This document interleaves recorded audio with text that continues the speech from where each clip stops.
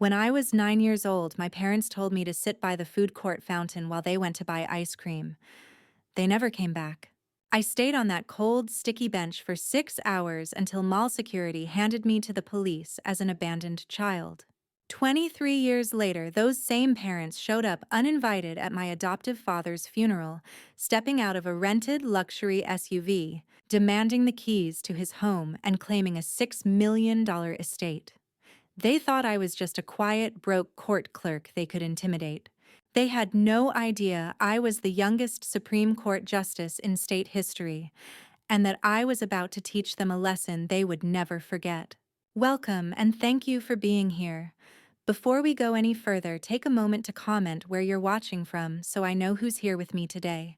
And just a quick note before we continue, parts of this story have been thoughtfully adapted for storytelling and educational purposes. Any resemblance to real people or places is purely coincidental, but the message behind it remains entirely true.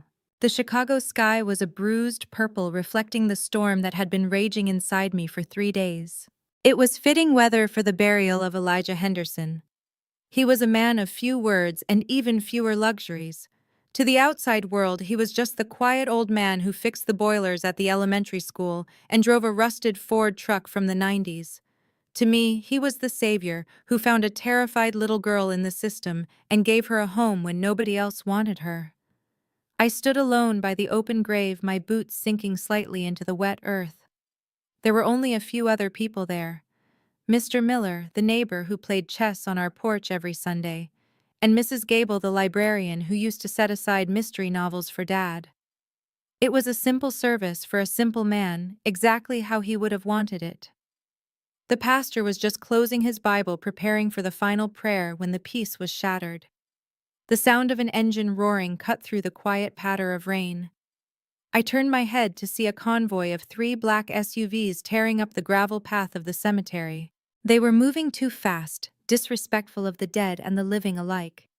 They swerved around a hearse parked further down the lane and came to a screeching halt right on the grass just inches from the family plot. My stomach dropped. I knew exactly who they were even before the doors opened. I had not seen them in face-to-face in over 2 decades, but nightmares have a way of keeping faces fresh in your memory. The driver's door of the lead vehicle flew open. My biological father, Marcus, stepped out. He looked older, heavier, but he still carried himself with that unearned arrogance I remembered from my childhood. He was wearing a suit that was too shiny, too tight, and clearly brand new. He adjusted his tie in the rearview mirror before even looking at the grave. Then the passenger door opened.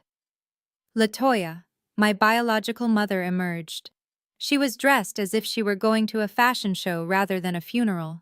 Her black dress was covered in sequins that caught the gray light, and she wore a hat with a veil so large it looked like a theater prop. Behind them, out of the second car, came my older brother Trey. He was the golden child, the one who got the ice cream while I got left on the bench. He looked bored, scrolling on his phone, leaning against the car hood. And then there was Ashley, Trey's wife. She stepped out of the car with a grimace, lifting her high-heeled foot dramatically, as if the cemetery grass was toxic waste. She was white, with blonde hair styled in loose waves that probably cost more than my first car. She immediately pulled out her phone, holding it up high, panning the camera across the cemetery, across the humble casket, and finally landing on me. I could see the ring light reflection in her eyes. She was live streaming. I stood frozen, my hand gripping the cold metal bar of the tent. They walked toward the grave like they owned the ground beneath us. LaToya let out a wail that sounded like a siren. It was loud, piercing, and completely devoid of actual tears. She rushed past me, not even making eye contact, and threw herself dramatically toward the casket. "Oh, Elijah," she screamed, her voice cracking for effect. "My dear old friend, how could you leave us so soon?" The sheer audacity of it took my breath away. She had never met Elijah Henderson. She did not know his middle name. She did not know he hated loud noises. She definitely did not know he was the man who picked up the pieces she had shattered. I stepped forward, blocking her path. "Do not touch him," I said, my voice low and shaking with rage. "You do not know him." LaToya stopped her performance mid-wail. She straightened up, lifting the veil to look at me. Her eyes were dry. "Oh, Simone, baby," she said, switching instantly to a tone of cloying sweetness. "Is that any way to talk to your mother? We are here to support you in this time of grief. We know how close you were to this man." "This man was my father," I said. "You are strangers." Marcus stepped up, then looming over me. He tried to use his height to intimidate me, just like he used to when I was small. "Watch your mouth, girl," he growled. "We are your flesh and blood. We are the only family you have left. We drove 6 hours to be here to make sure things are handled properly. You should be on your knees thanking us, not standing there like a statue." Ashley chimed in from behind her phone screen, not bothering to lower her voice. "Is this it, Trey?" she asked, looking around the cemetery with a sneer. "This place is disgusting. It is muddy and it smells like wet dog. I thought you said there was money. Why is he being buried in a dump like this?" My hands clenched into fists at my sides. "How dare you?" I hissed. "This is a place of rest. Show some respect or leave." Ashley rolled her eyes, shifting her weight on her expensive heels. "Relax, drama queen. I am documenting the tragedy for the family archives. People need to see what happens when you do not have proper guidance. Look at this sad little setup." She turned the camera back to her face, putting on a sad pout. "Guys, it is so heartbreaking. My sister-in-law is so lost without us. Please send prayers and stars." Trey chuckled, stuffing his hands into his pockets. He walked up to the edge of the grave, looking down into the hole with mild curiosity. "So is it true?" he asked, ignoring the tension. "Did the old man really hoard cash in the mattress? I heard these Depression-era types do not trust banks." I stared at him. This was my brother, the boy I used to share a bunk bed with before they decided one child was enough. He had not changed. He was still the same selfish person who used to steal my lunch money and lie about it. Mr. Miller, the neighbor, stepped up beside me. His hands were shaking, but his voice was firm. "Miss Simone, do you want me to call the police? These people are disturbing the peace." Marcus laughed, a harsh barking sound. "Call them, old man. We are the legal next of kin. We have every right to be here. In fact, we are the ones who should be calling the shots." He turned back to me, his eyes narrowing. "Speaking of shots, things are going to change around here, Simone. We did some checking. We know the old man did not have any biological kids. That means we, as your parents, are your legal guardians in matters of inheritance management. I am 32 years old." I said, my voice steady despite the adrenaline coursing through me. "I do not need a guardian. And you forfeited your rights to be my parents the day you drove away from that mall." Latoya gasped, clutching her pearls. "That was a misunderstanding," she cried, looking around at the few mourners trying to plead her case to the audience. "We came back for you. We looked everywhere. You ran away. You were always a difficult child, always running off. It broke my heart, Simone. I have cried every day for 23 years. "Liar," I whispered. "You went to Miami. I saw the plane tickets in the glove box before you shoved me out of the car. You went on a second honeymoon with the lottery money you won. You did not look for me for a single second." Latoya's face hardened. Her mask slipped just for a fraction of a second, revealing the cold calculation underneath. "Well, that is in the past," she said, waving her hand dismissively. "We are here now. The Lord brought us back together. And just in time, too. It looks like you need help managing Dad's estate. I am sure it is a mess." "It is none of your business," I said, turning my back on them to face the pastor. "Please continue. I wanted to bury my father in peace. I wanted to pretend they were not there breathing down my neck, smelling of expensive perfume and greed. But they would not let it go." Marcus stepped closer, his breath hot on my ear.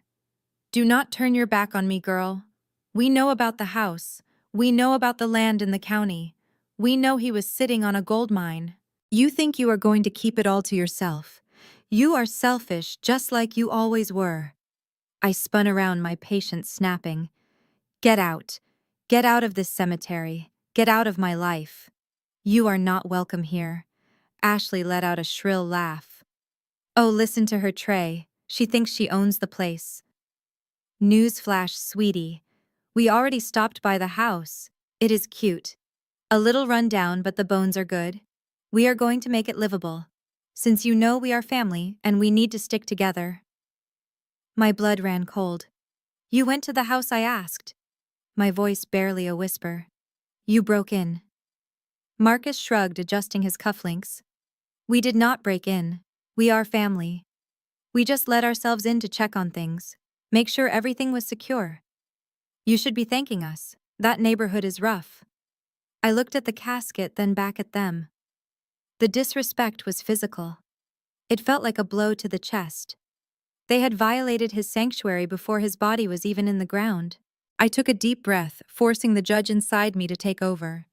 The part of me that presided over complex litigations that saw through lies every day. I pushed down the hurt daughter and brought out the woman who sent criminals to prison. You have made a grave mistake, I said quietly. You are trespassing, and if you do not leave that property immediately, there will be consequences. Trey stepped in close, invading my personal space. He leaned down, his voice a low, menacing whisper that only I could hear. Listen to me, little sister. You are going to hand over the keys and the deed, or we are going to make your life a living hell. We are not leaving until we get what is ours. We need that house. Ashley wants the master bedroom because she has allergies and hotels are dusty. So dry your eyes, cry fast and get us the keys. That shack is ours now. He pulled back, winking at me as if we shared a secret joke. Then he turned to Ashley and loudly proclaimed, Babe, call the contractors. Tell them we want the kitchen demoed by Monday. I watched them walk back to their cars, their laughter echoing over the silent graves. They climbed into their rented SUVs and peeled out, leaving tire tracks on the pristine grass. I stood there in the rain, trembling not from cold, but from a fury so intense it felt like it could burn the world down. They thought they had won. They thought they had intimidated the scared little girl they left at the mall. They saw my old car, my simple clothes, and my quiet demeanor, and assumed I was weak. They assumed I was poor. They assumed I was alone. I looked down at the fresh earth covering the only father I had ever known. He taught me to be patient. He taught me to be observant. He taught me that the loudest person in the room is usually the weakest. I wiped the rain from my face. I did not cry anymore. I reached into my pocket and pulled out my phone. I did not call the police, not yet. I dialed a number I knew by heart. Hello, came the professional voice of the court clerk on the other end. Sarah, I said, my voice calm and authoritative. This is Justice Henderson. I need you to open a file. Yes, it is personal. I also need you to pull the criminal records for a Marcus Washington and a Trey Washington. And Sarah, get me the contact for the city zoning inspector. I have a code violation to report. I hung up the phone and looked at the tire tracks ruining the grass. They wanted a war. They wanted to take everything my father built. They wanted to drag me back into their mess. They had no idea who they were dealing with. They saw a victim. I saw defendants. I walked back to my 10-year-old sedan, started the engine, and drove slowly out of the cemetery. I was not going to a hotel. I was going home. And if they were still there, they were about to find out that eviction notices come in many forms, and some of them wear black robes. The game had just begun, and they were playing checkers while I was playing chess. But first I had to see what they had done to my house. My stomach knotted at the thought. Ashley mentioned a demo. If they touched a single one of Dad's jazz records, there would be no plea bargain in this world that could save them. The drive from the cemetery to the bungalow was only 3 miles, but it felt like crossing a border between two different worlds. I parked my sedan 2 houses down behind a large oak tree that obscured me from view. I needed a moment. Just one moment to stop my hands from shaking before I walked into the war zone. The rain had picked up, turning the Chicago streets into slick mirrors reflecting the gray sky. I watched the house. My house. Elijah Henderson had bought this place in 1982 with cash he saved from working double shifts. He laid the brick pathway himself. He painted the shutters that soft shade of sage green, because he said it reminded him of the garden he wanted to plant, but never got around to. Now 3 massive black SUVs were parked on his lawn, churning his carefully tended grass into a mud pit. I stepped out of the car, and the cold rain hit my face. It felt grounding. I walked up the driveway. The front door was not just open, it was hanging off its hinges. The wood around the lock was splintered and raw. They had not used a key, they had used a crowbar. My heart hammered against my ribs, a frantic rhythm of rage and grief, but my face remained stone. I was a judge. I had presided over murder trials and racketeering cases. I knew how to wear a mask. The first thing that hit me was the smell. For 20 years, this house had smelled of old paper lemon furniture polish and the peppermint tea Dad drank by the gallon. Now it smelled of aggression. Expensive cloying perfume mixed with the greasy scent of fast food and the metallic tang of wet mud. I stepped over the threshold and the violation took my breath away. Ashley was in the living room. She had opened the front windows despite the driving rain, letting the water soak into the hardwood floors. She was standing by the door holding a black garbage bag open while Trey shoveled things into it. My eyes adjusted to the dim light, and I realized what they were trashing. It was Dad's coats. His work uniform with the name Elijah stitched over the pocket, his heavy winter parka that still held the shape of his shoulders, his church suit. Ashley wrinkled her nose, lifting a flannel shirt with 2 fingers, as if it were contaminated. God, Trey, this place smells like a nursing home, she said, her voice carrying that high-pitched whine that grated on my nerves. We need to gut everything. The drywall probably has mold. And these clothes. Who keeps this junk? It smells like poor people. She tossed the flannel shirt toward the bag, but missed. It landed in a puddle of mud tracked in by their boots. That shirt. I remembered the day he bought it. We were at the thrift store and he found it for $4. He wore it every Saturday morning when we made pancakes. It smelled like safety. It smelled like the man who taught me how to tie my shoes when my biological parents were too busy spending their lottery winnings to care if I tripped. I walked past them. I did not say a word. Ashley jumped when she saw me, her hand flying to her throat. Jesus, Simone, she snapped. You move like a ghost. Do not sneak up on people like that. It is creepy. I ignored her. I walked straight to the kitchen. The linoleum was covered in debris. Marcus was there. He had a hammer in his hand. He was tapping on the walls, listening for a hollow sound. He had pulled the refrigerator out from its alcove, and the contents of the freezer were melting on the counter. What are you doing? I asked, my voice flat. Marcus spun around, the hammer raised for a split second before he lowered it. He wiped sweat from his forehead. Looking for the safe, he grunted. Old men like him do not trust banks. He has got to have a wall safe, or a floorboard stash. Where is it, Simone? Do not play dumb. There is no safe, I said. He put his money in the bank, Marcus. Like a normal person. He paid his taxes.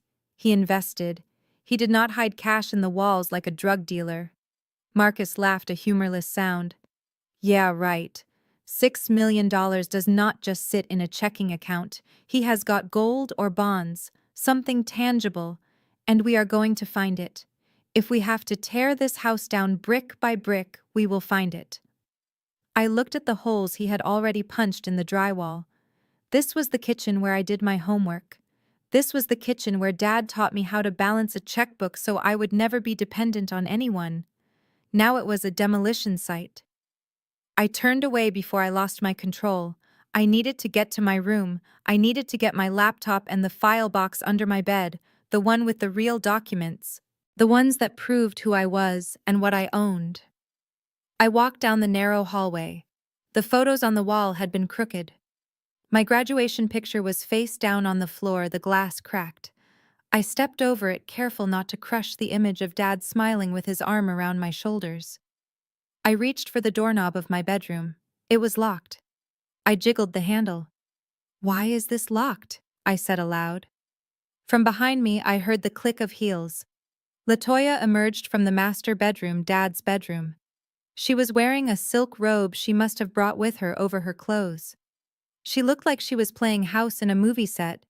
"You cannot go in there, baby," she said, her voice dripping with that fake syrup sweetness. "That room is taken. Taken," I repeated slowly, turning to face her. "That is my room. That is where I sleep.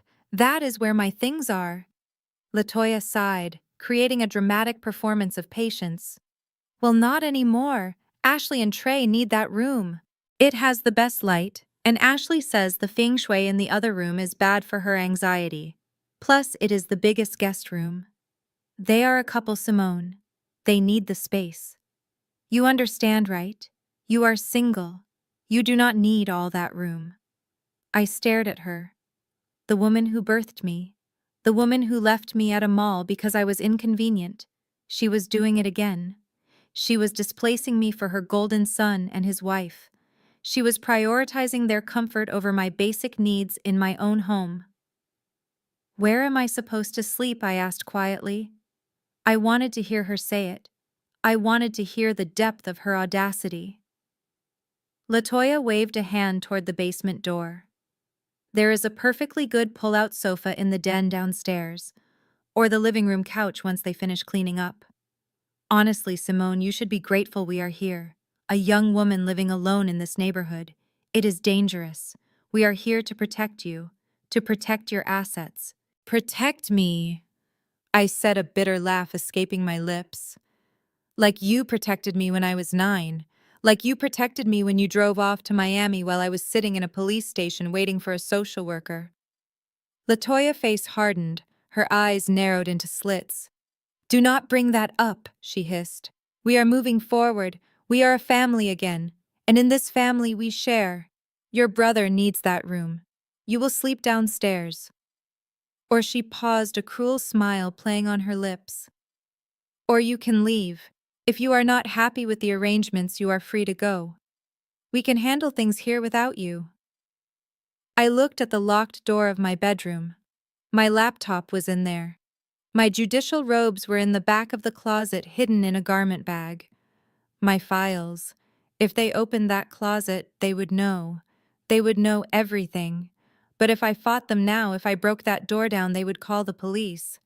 And while I was a judge, I did not want the spectacle of a domestic dispute on my record, not yet. I needed them to hang themselves. I needed them to commit the crime fully and completely. "Fine," I said. My voice was ice. I stepped back from the door. "You want the room? Take the room. You want the house? Take the house." Latoya clapped her hands together, delighted. "See, I knew you would be reasonable. It is just for a little while, until we get the estate settled, until we get the money. Then we can all buy big houses. Next to each other. Won't that be nice?" I did not answer. I walked back down the hallway. I passed Marcus, who was now prying up the floorboards in the kitchen. I passed Ashley, who was spraying air freshener over the pile of Dad's clothes she had dumped in the corner. I passed Trey, who was lying on Dad's recliner, his muddy boots resting on the upholstery, watching a video on his phone at full volume. I walked out the front door into the rain. I did not take a coat. I did not take a bag. I walked down the driveway past their looming SUVs. I could feel their eyes on my back. They were probably laughing. They probably thought I was broken. They thought they had won. They thought they had chased the little girl away again. I reached my car and got in. My hands were wet and cold, but they were steady. I locked the doors. The sound of the rain drumming on the roof was the only noise. I took a deep breath, inhaling the scent of my own car, my own space. I reached into the glove box and pulled out my second phone, the burner phone I used for sensitive cases, the one that could not be traced to my official office line. I dialed a number I knew by heart. It rang once. "Sheriff's Department private line," a gruff voice answered. "Hello, Sheriff Miller?" I said, my voice calm, authoritative, the voice of Justice Henderson. "This is Simone. I have a situation." "Judge Henderson." The sheriff's tone changed instantly. "What do you need?" "Are you okay?" "I am fine," I said, staring at the house through the rain-streaked windshield. I can see Ashley moving around in the living room. She was holding a bottle of wine she must have found in the pantry. Dad's vintage wine. I need to report a home invasion, I said, a breaking and entering, and unauthorized occupation of a residence. I can have a squad car there in 5 minutes, the sheriff said. Just say the word judge. No, I said. Not yet. Do not send the cars yet. I want you to open the file, log the call, note the time, and I want you to put a flag on the property address. But do not arrest them. Not tonight. There was a pause on the line. The sheriff knew me. He knew I never did anything without a reason. You have a plan, he asked. I do, I said. They are destroying evidence, Sheriff. They are damaging property, and they are about to commit fraud on a massive scale. If we arrest them now, it is just trespassing. They will bail out in an hour. I want them to feel comfortable. I want them to think they own the place. I want them to sign documents. I want them to dig a hole so deep they will never see the sun again. I understand, the sheriff said. We will hold steady, but judge if you are in danger. I am not in danger, I said, my eyes fixed on the window where LaToya was now standing, looking out at the rain, unaware that her daughter was watching her. They are the ones in danger. They just do not know it yet. I hung up the phone. I started the engine. I was wet, I was cold, and I had been kicked out of the only home I had ever known. But as I shifted the car into drive, a small, cold smile touched my lips. They wanted a house. They wanted a fortune. They were going to get a lesson in the penal code instead. I pulled away from the curb, leaving them to their victory. 7 days, I had told them at the cemetery. They had 7 days to hang themselves, and the clock was already ticking. I drove toward the downtown Hilton. I would need a suit for court on Monday. And I would need a war room. The game was on. I was 9 years old again. It was July. The air outside was humid and sticky, but inside the Mall of America it was freezing. Marcus and LaToya had told me we were going on a special trip. I thought it was a family vacation. I packed my small backpack with my 2 favorite books and a change of underwear. I was so excited I barely slept the night before. We walked past the amusement park in the center of the mall. The screams of kids on the roller coaster echoed off the glass ceiling. I wanted to go on the rides, but Marcus said they were too expensive. We walked to the food court instead. The smell of frying oil and sugar was overwhelming. My stomach rumbled. I had not eaten breakfast because LaToya said we would have a big lunch. Marcus walked up to the ice cream counter. He ordered a double scoop of Rocky Road and a waffle cone. He handed it to Trey, my older brother, who was 12 then. Trey licked the side of the cone, looking down at me with a smirk. Marcus ordered a single scoop of vanilla for himself and one for LaToya. I stood there, my hands clutching the straps of my backpack, waiting for mine. Marcus paid the cashier and turned around. He looked at me, and then he looked at the exit signs. We are just going to the bathroom, he said, his voice casual. You stay here, Simone. Watch this spot. Do not move. If you move, the security guards will take you to jail. But I want ice cream too, I whispered, my eyes fixed on the melting chocolate in Trey's hand. When we get back, Marcus said, if you are a good girl and you stay right here, we will get you a cone. Now sit. He pointed to a hard wooden bench near a decorative fountain. I sat. I watched them walk away. LaToya did not look back. Marcus had his arm around Trey's shoulders, laughing at something he said. They disappeared into the crowd. I waited. I counted the tiles on the floor. I watched a family eat a whole pizza. I watched the sun move across the skylights high above. 1 hour passed, then 2. My stomach hurt from hunger. I needed to use the bathroom, but I was terrified to move. Marcus said the security guards would take me to jail. I was a good girl. I stayed. 3 hours. The crowd started to thin out. The roller coaster stopped running. The smell of food changed from appetizing to stale. I started to cry, but silently. I did not want to draw attention. I thought maybe they got lost. The mall was so big. They were coming back. They had to come back. They were my parents. 6 hours later, the mall was closing. The lights flickered and dimmed. The music stopped. The only sound was the cleaning crews buffing the floors. I was shivering violently, my thin t-shirt offering no protection against the air conditioning. That was when I saw him. He was pushing a yellow mop bucket. He wore a gray uniform with the name Elijah stitched in red thread over the pocket. He looked tired. His back was stooped. He stopped mopping when he saw me curled up on the bench hugging my knees. He did not call security. He did not yell. He parked his bucket and walked over slowly, kneeling down so he was at my eye level. He had the kindest eyes I had ever seen. They were the color of warm coffee. "Hey there, little bit," he said, his voice rough like gravel but soft around the edges. "You waiting for the bus?" I shook my head. "My parents," I whispered. "They went to the bathroom." He looked at the empty food court. He looked at the clock on the wall. It was 10 at night. A shadow of understanding passed over his face, a look of profound sadness that I did not understand until years later. He reached into his pocket and pulled out a soft pretzel wrapped in a napkin. It was cold, but to me it looked like a feast. "Here," he said. "You look like you could use this." He sat with me while I ate. He told me jokes about a penguin who walked into a bar. He waited until I stopped shivering. And then when it became clear that no one was coming through those doors, he took my hand. He did not hand me over to the police like a lost package. He stayed. He stayed through the questioning. He stayed when social services arrived. He stayed until they found me a foster placement for the night. And 2 weeks later, when no one claimed me, he came back. He was just a janitor. He lived in a small house on the south side. He had no wife, no kids, but he had room. The memory shattered as a loud crash brought me back to the present. I gasped, my hands gripping the steering wheel so hard my knuckles were white. Marcus was gone from the porch. The front door was wide open again. Ashley was walking out.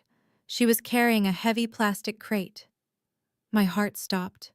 I knew that crate. It was orange milk plastic cracked at the rim. It was the crate Dad kept in the living room closet. The one he told me never to touch unless I had clean hands. It held his vintage jazz records. First pressings of Miles Davis, John Coltrane, Thelonious Monk. He had spent 40 years collecting them. They were his pride and joy. He used to play them on Sunday mornings while he read the paper, handling each vinyl disc by the edges with the reverence of a priest handling a holy relic. Ashley walked to the edge of the porch. She looked at the muddy front lawn where the rain was creating puddles of brown sludge. She lifted the crate. "Trash," she yelled over her shoulder to Trey, who was inside. "Just a bunch of old scratched-up plastic. Who keeps this garbage? It smells like mold." "No!" I screamed inside my car, the sound trapped by the glass. She tilted the crate. The record slid out. I watched in slow motion as the black disc, sleek and shiny, tumbled into the mud. The sleeves dampened instantly. Decades of music, decades of Dad's passion landing in the dirt to be trampled. I did not think. I did not plan. The judge inside me vanished, replaced by the daughter whose father was being erased. I threw the car door open and sprinted across the street. The rain soaked me instantly, but I did not feel it. "Stop it!" I shrieked, running up the driveway. "Do not touch those!" Ashley jumped, dropping the empty crate. She looked at me with wide, startled eyes that quickly narrowed into disdain. "Oh, look who is back," she sneered. "The prodigal daughter returns. We were just doing some cleaning, Simone. This place is a hoarder's nest. We are doing you a favor." I dropped to my knees in the mud, frantically grabbing the records. My hands were shaking. I tried to wipe the mud off a Coltrane album with my sleeve, but it only smeared. The cardboard sleeve was tearing. "You are monsters," I sobbed, clutching the ruined records to my chest. "These were his life. You have no right." Ashley laughed. It was a cold, ugly sound. "His life. Honey, his life was cleaning toilets. These are worth 50 cents at a yard sale. Get a grip." She stepped forward and kicked the pile of records I was trying to save. Her sharp heel crunched down on a vinyl disc, snapping it in half. The sound was like a bone breaking. That snapped the last thread of my control. I stood up, dropping the records. I stepped into her space, my face inches from hers. I did not care about the mud on my clothes. I did not care about the rain. Get out, I said, my voice low and dangerous. Get off this property. Now. Ashley looked surprised for a second, and then she smiled. A nasty, condescending smile. Or what she asked. You going to file some paperwork at your little court job? You going to cry to your boss? She raised her hand and shoved me. It was not a hard shove, but the ground was slick. I stumbled back, my heel catching on a root. I flailed, trying to regain my balance, but I went down hard, landing on my hands and knees in the mud, right on top of the broken records. A sharp shard of vinyl cut into my palm. I looked up at her, gasping. She was looming over me, hands on her hips, looking like a queen surveying her conquest. Look at you, she spat, playing in the mud. Just like your daddy. Trash begets trash. She raised her hand again, this time not to shove, but to strike. I flinched, waiting for the blow. That is enough. The voice was like a thunderclap, deep, resonant, and commanding. It did not come from the house. It came from the driveway. Ashley froze her hand mid-air. We both turned. A silver town car had pulled up behind the black SUVs silently. A man was standing by the open rear door. He was tall, wearing an impeccable charcoal suit that seemed to repel the rain. He held a black umbrella, but he was not using it to cover himself. He was holding it out like a shield. He was in his 60s with steel gray hair and a face carved from granite. He did not look at the mud on his shoes. He did not look at the ruin of the lawn. He looked directly at Ashley with a gaze so intense she actually took a step back. "Who the hell are you?" Ashley demanded, though her voice wavered. "This is private property." The man walked forward. His steps were measured, precise. He walked right past her as if she were a ghost. He came to where I was kneeling in the mud. He extended a hand wearing a gold signet ring. I looked up. I knew this man. I had met him only once when Dad was alive, but his name was legendary in Chicago legal circles. He was the shark you hired when you wanted to destroy someone without leaving a trace. He was the only lawyer Dad ever trusted because they had served in Vietnam together. "Mr. Sterling," I whispered. He nodded, his face softening just a fraction. "Miss Henderson, please let me help you up." I took his hand. He pulled me to my feet with surprising strength. He did not care that I was muddying his expensive suit. He turned to Ashley, who was now looking uncertain, glancing back at the house for backup. "My name is Arthur Sterling," the man said, his voice calm, but carrying the weight of a falling guillotine. "I am the executor of the estate of Elijah Henderson, and you, young lady, have just assaulted the sole beneficiary of that estate on her own property." Ashley's mouth dropped open. "Sole beneficiary," she stammered. "But Marcus said there was no will. Marcus said we were the heirs." Mr. Sterling reached into his jacket pocket and pulled out a thick envelope sealed with red wax. He held it up. "Marcus was wrong," he said. "There is a will, and it seems I have arrived just in time." The front door banged open. Marcus and Trey came running out, alerted by the shouting. "Who is this?" Marcus yelled, wiping burger grease from his chin. "What is going on?" Mr. Sterling turned to them. He adjusted his cufflinks. "Gentlemen," he said, "I suggest you all sit down, preferably not on the furniture you are currently destroying. We are going to read the will, right now." He gestured to the open door of the house as if he were the host and they were the intruders. "Shall we?" he asked. I looked at Marcus. I looked at Ashley. The fear was starting to creep into their eyes. They realized suddenly that the game had changed.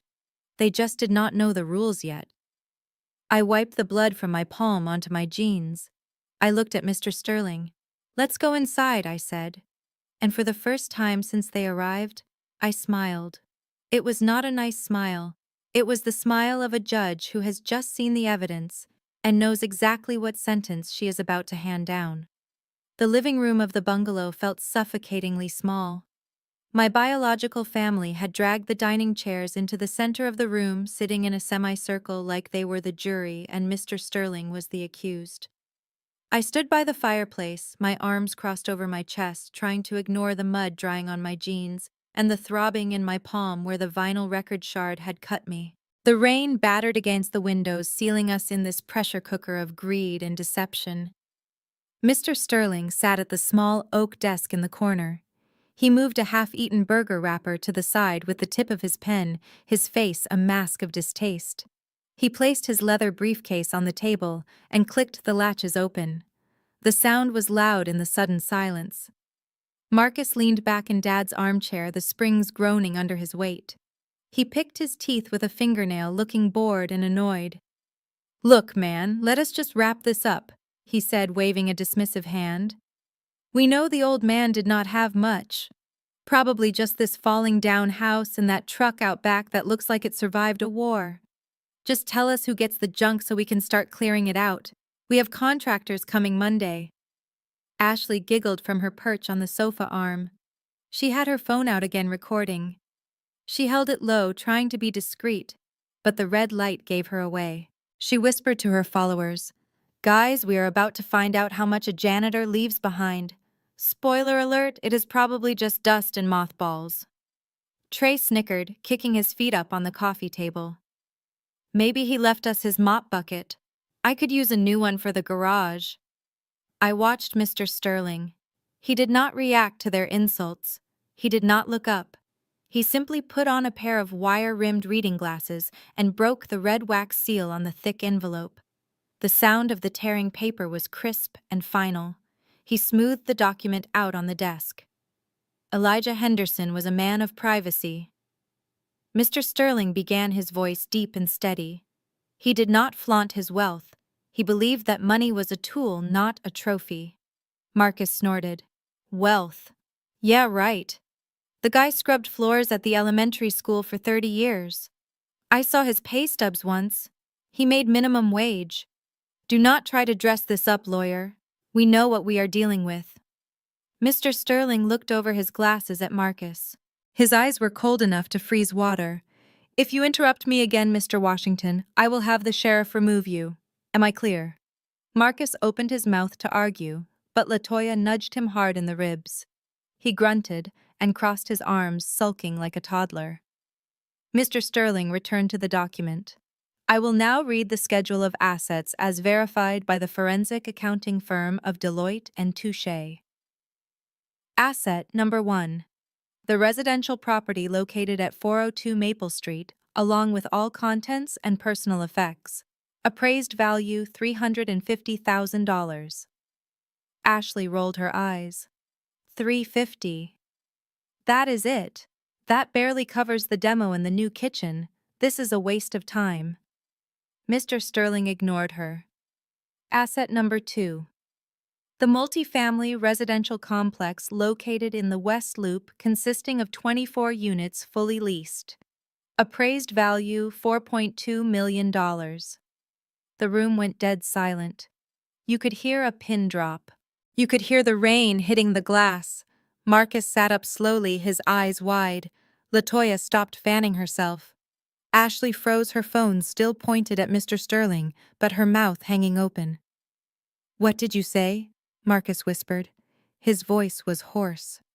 Mr. Sterling continued, his pace unchanged. Asset number 3. The commercial warehouse property in the industrial district currently leased to Amazon Logistics. Appraised value $1.8 million. Asset number 4. The liquid cash holdings in the Henderson Family Trust managed by Northern Trust Bank. Current balance $2.1 million. Total estate value, Mr. Sterling said, looking up and removing his glasses. $8.4 million. The silence stretched for 10 seconds. Then chaos erupted. Ashley screamed. She actually screamed. Her hands flew to her face and her phone slipped from her fingers, hitting the hardwood floor with a sickening crack. She did not even look at it. $8 million, she shrieked. "Trey, did you hear that? $8 million. We are rich. We are rich." Trey jumped up, pumping his fist in the air. "Yes, I knew it. I knew the old miser was holding out. We are buying a boat." "No, we are buying 2 boats." LaToya burst into tears. Real tears this time, tears of pure avarice. "Praise Jesus," she wailed.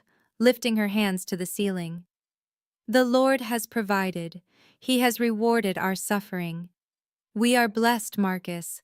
We are blessed. Marcus was laughing a deep belly laugh that shook his whole body. He looked at me, his eyes gleaming with triumph. You hear that, Simone? You hear that? Your daddy was not a janitor, he was a tycoon, and we are the next of kin. We are the blood. This is our payday. I stood there feeling a strange mixture of pride and disgust. They did not know him. They did not know that Dad bought those properties in the 80s when the neighborhoods were blighted. They did not know he fixed the plumbing himself, painted the walls himself, and treated every tenant like family. They did not know he worked as a janitor because he wanted to, because he liked being around the kids, and he wanted the health insurance. They saw the money. I saw the man. Mr. Sterling cleared his throat. The sound was like a gavel striking a block. It cut through their celebration instantly. I have not finished reading the will, he said. They quieted down, but the energy in the room had changed. It was electric now. They were practically vibrating with greed. They leaned forward, hungry dogs waiting for a bone. Go on, Marcus said, waving his hand magnanimously. Read the rest. Tell us where to sign. Mr. Sterling looked down at the paper. I hereby leave the entirety of my estate, including all real estate holdings, cash assets, and personal effects, to the only person who ever acted as a true daughter to me. He paused. He looked directly at Marcus, then at LaToya, then at Trey and Ashley. And finally, his eyes landed on me. To Simone Henderson, he read, to be held in her name, solely and exclusively. The air left the room. It was as if someone had opened an airlock in space. The smiles vanished. The cheering stopped. Ashley looked like she had been slapped. Marcus turned a shade of purple I had never seen before. What Marcus said, his voice low and dangerous. Read that again. To Simone Henderson, Mr. Sterling repeated, sole beneficiary. No, Marcus roared. He slammed his fist down on the coffee table so hard the wood cracked. That is a lie. That is a forgery. You are lying. Mr. Sterling held up the document. It is notarized, Mr. Washington. It is witnessed. It is ironclad. This is Bull, LaToya screamed, leaping to her feet. She pointed a shaking finger at me. She manipulated him. Look at her. She has been poisoning him against us for years. She made him write that. He was old. He was senile.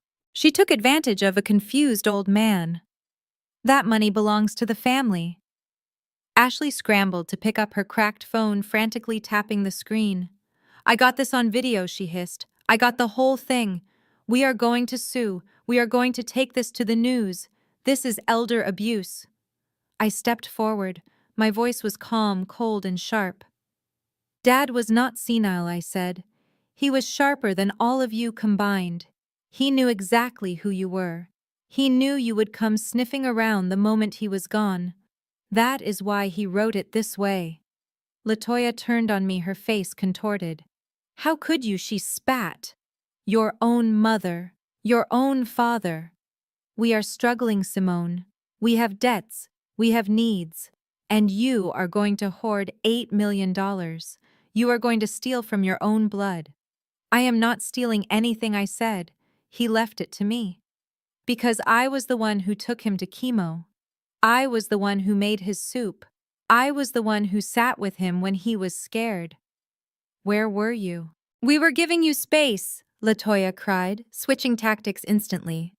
Her face softened into a grotesque mask of pleading. Simone, baby, listen. We can work this out. We do not need lawyers. We are family. $8 million is a lot of money, more than one person needs. We can split it. We can be fair. Just sign a portion over to your brother and us. We will forgive you for everything. We will be a family again. I looked at her. I looked at the woman who valued a vacation over her child. I looked at the man who promised me ice cream and gave me abandonment. No, I said. Not a penny, not a single dime. Marcus stood up slowly. He loomed over the room, his physical presence threatening. He walked toward me, pushing past Mr. Sterling. He stopped inches from my face. "You think you are smart, don't you?" he sneered. "You think because you work at a courthouse and you wear a suit you are better than us. You think this piece of paper protects you." "It does," I said, holding his gaze. "It is the law." "Law!" Marcus laughed. A harsh barking sound. "Let me tell you about the law, little girl." He reached into the back pocket of his sweatpants. For a second, I thought he was reaching for a weapon. Mr. Sterling started to rise from his chair, his hand going to his phone. But Marcus did not pull out a gun. He pulled out a folded piece of paper. It was old, yellowed at the edges, and soft from being carried around for years. He unfolded it with deliberate slowness, smoothing the creases with his thick fingers. "You see, Simone," he said, his voice dropping to a conspiratorial whisper, "Elijah Henderson might have signed some papers. He might have played daddy for a few years. But there is one thing he forgot. One very important thing." He held the paper up. It was a legal document. I squinted at it. It looked like a custody agreement from 20 years ago. "When your mother and I split up," Marcus said, a cruel smile spreading across his face, "the court terminated her rights because she had some issues. But me, they never terminated mine. I never signed the surrender papers, Simone." My heart skipped a beat. That was impossible. Dad adopted me. The adoption was final. I had the certificate. Marcus saw the doubt in my eyes and he pounced on it. "Oh, I know what you are thinking. You have an adoption decree." "Sure. But without the biological father's signature surrendering rights, that decree is worth less than toilet paper. It is a clerical error, a loophole." He waved the paper in my face. "I am still your legal father, Simone. And under the laws of this state, if an adoption is found to be invalid due to fraud or lack of consent, the biological parent retains guardianship. And since you were a minor when he took you in and he never legally finalized it with me, that makes me your next of kin." He slammed the paper down on top of the will, covering Dad's signature with his own dirty document. "That makes me the heir," he declared triumphantly. "Not you. Me. I am the guardian of the estate until the paternity is resolved. And guess what, sweetheart? I am contesting the will. I am contesting the adoption. And I am contesting your right to breathe the air in this house." Ashley shrieked with delight, clapping her hands. "Oh my God, Marcus, you are a genius. Trey, hug your dad. We are getting the money."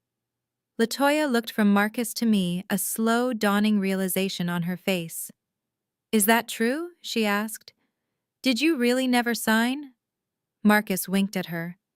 "I kept it as insurance, baby. I knew someday it would pay off." Mr. Sterling stood up. He picked up the yellowed paper Marcus had thrown down. He adjusted his glasses and read it. His expression did not change. "This is highly irregular," he said, his voice neutral. "If this document is authentic, it could present a significant complication to the probate process." "See?" Marcus yelled, pointing a finger at Mr. Sterling. "Even the fancy lawyer knows I got you." He turned back to me, his face twisted in a snarl.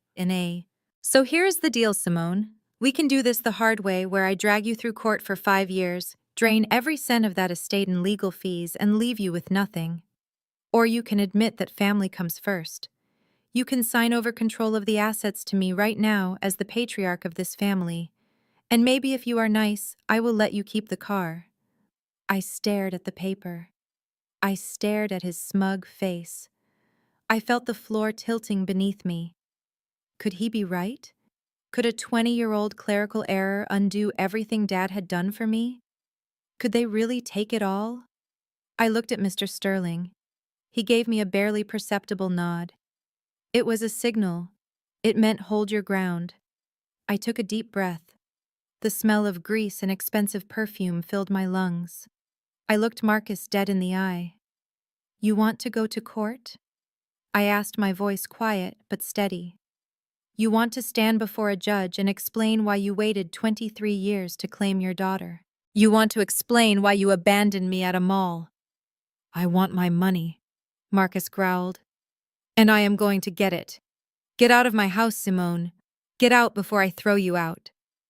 He reached for my arm. His grip was bruising. That was the moment. The moment the last shred of hesitation left me. He touched me. He threatened me. And he tried to steal my father's legacy with a lie. I pulled my arm away. I picked up my purse. I looked at Ashley, who was smirking. I looked at Trey, who was already counting the money in his head. I looked at Latoya, who was eyeing the curtains, measuring them for replacement. I will see you in court, I said. I walked out of the house into the rain. I heard them laughing behind me. They were popping champagne. They were celebrating their victory. I got into my car and locked the doors. My hands were shaking, not from fear, but from adrenaline. I picked up my phone. I dialed Sarah, my clerk, again. Sarah, I said, clear my docket for Monday morning. And Sarah called Judge Williams. Tell him I need a warrant. For what? Sarah asked. For fraud, I said, watching Marcus dancing in the window of my father's house. And Sarah, get the state archives on the line. I need the original adoption file from 1999. I need to see the signature on line 4. I hung up. Marcus thought he had a trump card. He thought he had a loophole. But he forgot one thing. He forgot that he was a liar. And liars always leave a trail. He had just handed me the weapon I needed to destroy him. And Monday morning, I was going to use it. Monday morning arrived with the subtlety of a sledgehammer. I was sitting in the small kitchenette of the extended stay hotel room I had booked after leaving my father's house, drinking bad coffee and reading the legal summons that had been taped to my car windshield at 6 in the morning. The document was a masterpiece of fiction. It claimed that I, Simone Henderson, had used undue influence, coercion, and elder abuse to force a senile man to change his will. It painted Elijah Henderson as a helpless victim and me as a predator. The plaintiff was Marcus Washington, represented by the law firm of Davis and Associates. I knew the name Davis. Everyone in the Chicago legal world knew Jonathan Davis. He was a billboard lawyer, the kind who put his face on the side of buses with slogans like, "We fight, you win." He was expensive, aggressive, and had a reputation for burying the truth under a mountain of paperwork. He was exactly the kind of shark Marcus would hire, thinking he was buying justice when he was really just buying a loud suit. I folded the summons and put it in my bag. They wanted a fight. They were going to get a war. But first, I had to go to work. I drove my battered Ford sedan downtown, navigating the morning gridlock of the Loop. The Illinois Supreme Court building stood like a fortress of gray stone, its columns rising high above the noise of the city. To most people, it was just another government building. To me, it was a sanctuary. It was the only place where the rules were clear and consequences were real. I parked in the underground garage, but not in the reserved spot marked Justice Henderson. I parked in the visitor section 3 levels down. I was not ready to reveal my hand, not yet. I needed them to underestimate me for just a little longer. I took the service elevator up. I was wearing a simple gray cardigan over a white blouse and black slacks.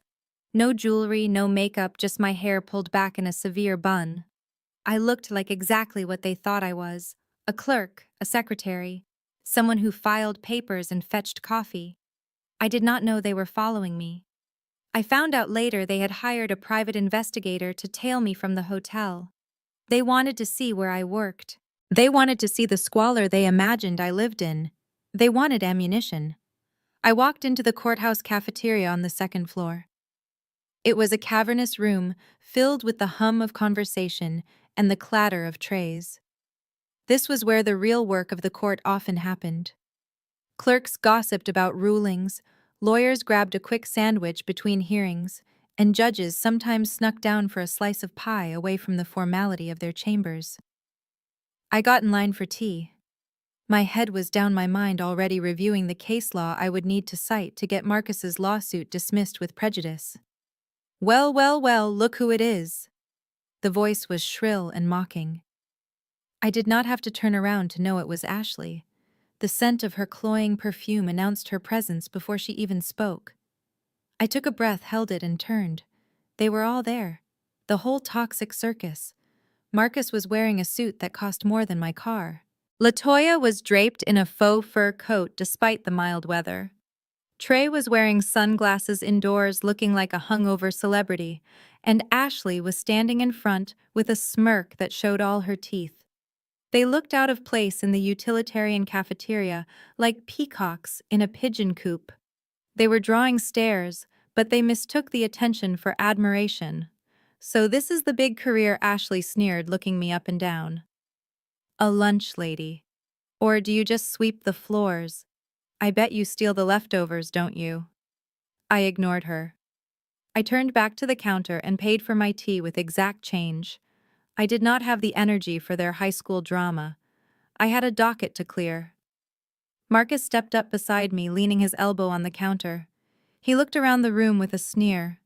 "Pathetic," he muttered. "You could have been something, Simone. You could have had class. Instead, you are here serving slop to lawyers." I picked up my tea. "Excuse me," I said, attempting to walk past them. "I have work to do." Trey blocked my path. "Work," he laughed. "You mean scrubbing toilets? Hey, maybe you can clean my car later. It got muddy at the cemetery. I will give you $5. Latoya sighed, a dramatic sound of long-suffering disappointment. "We raised you better than this," she said, shaking her head. "We wanted so much more for you. That is why we are doing this lawsuit, baby. To save you from this life. With the inheritance, we can help you. We can get you into a cosmetology school or something." I looked at them. They truly believed their own lies. They looked at my simple clothes and my lack of flash and saw failure. They did not see the quiet confidence. They did not see the steel. "I am not interested in your help," I said, my voice low. "And I am not interested in your lawsuit. You are wasting your money on Davis. He is an ambulance chaser, Marcus. He will take your retainer and lose your case." Marcus's face turned red. "Davis is a winner," he spat. "He knows the system. He knows people. He told us we have a slam dunk case. He said the judge will take one look at you and laugh you out of court." Ashley stepped closer, invading my personal space. She was holding a large iced coffee, the plastic cup sweating in her hand. "You are just jealous," she hissed. "You are jealous because we are going up in the world and you are stuck here at the bottom. You think you are better than us because the old man left you a house? Well, guess what? That house is ours. The money is ours. And you are just a squatter." She poked me in the chest with a manicured finger. A nasty, sharp jab. "You are nothing, Simone. You are a nobody. A charity case. A mistake." I looked down at her finger on my cardigan. I looked up into her eyes. They were empty, glassy with malice. "Touch me again," I said quietly, "and you will regret it." Ashley laughed. "Or what? You going to call security? I bet they do not even know your name. You are invisible here, just like you were at the mall, just like you were your whole miserable life." And then she did it. It was deliberate, calculated. She tilted her hand and the lid of her iced coffee popped off. The cold brown liquid cascaded down the front of my white blouse. It soaked into the wool of my cardigan. Ice cubes bounced off my chest and clattered onto the floor. The shock of the cold made me gasp. The sticky sweetness seeped through to my skin. It was humiliating. It was degrading. It was exactly what she wanted. "Oops," Ashley said, her voice dripping with fake innocence. My hand slipped. "Maybe you should go clean that up. I hear the toilets need scrubbing anyway." The cafeteria went silent. The hum of conversation cut off instantly. Every head turned. At the tables nearby sat the clerks for the appellate court. Across the room was the head of the public defender's office. In the corner sat two federal marshals having coffee. They all saw it. They all saw the woman in the fur coat and the man in the cheap suit bullying the woman in the cardigan, but they also saw something else. They saw who the woman in the cardigan was. Sarah. My head clerk stood up from her table. Her face was pale with fury. She started to move toward us, her phone already in her hand, probably dialing security.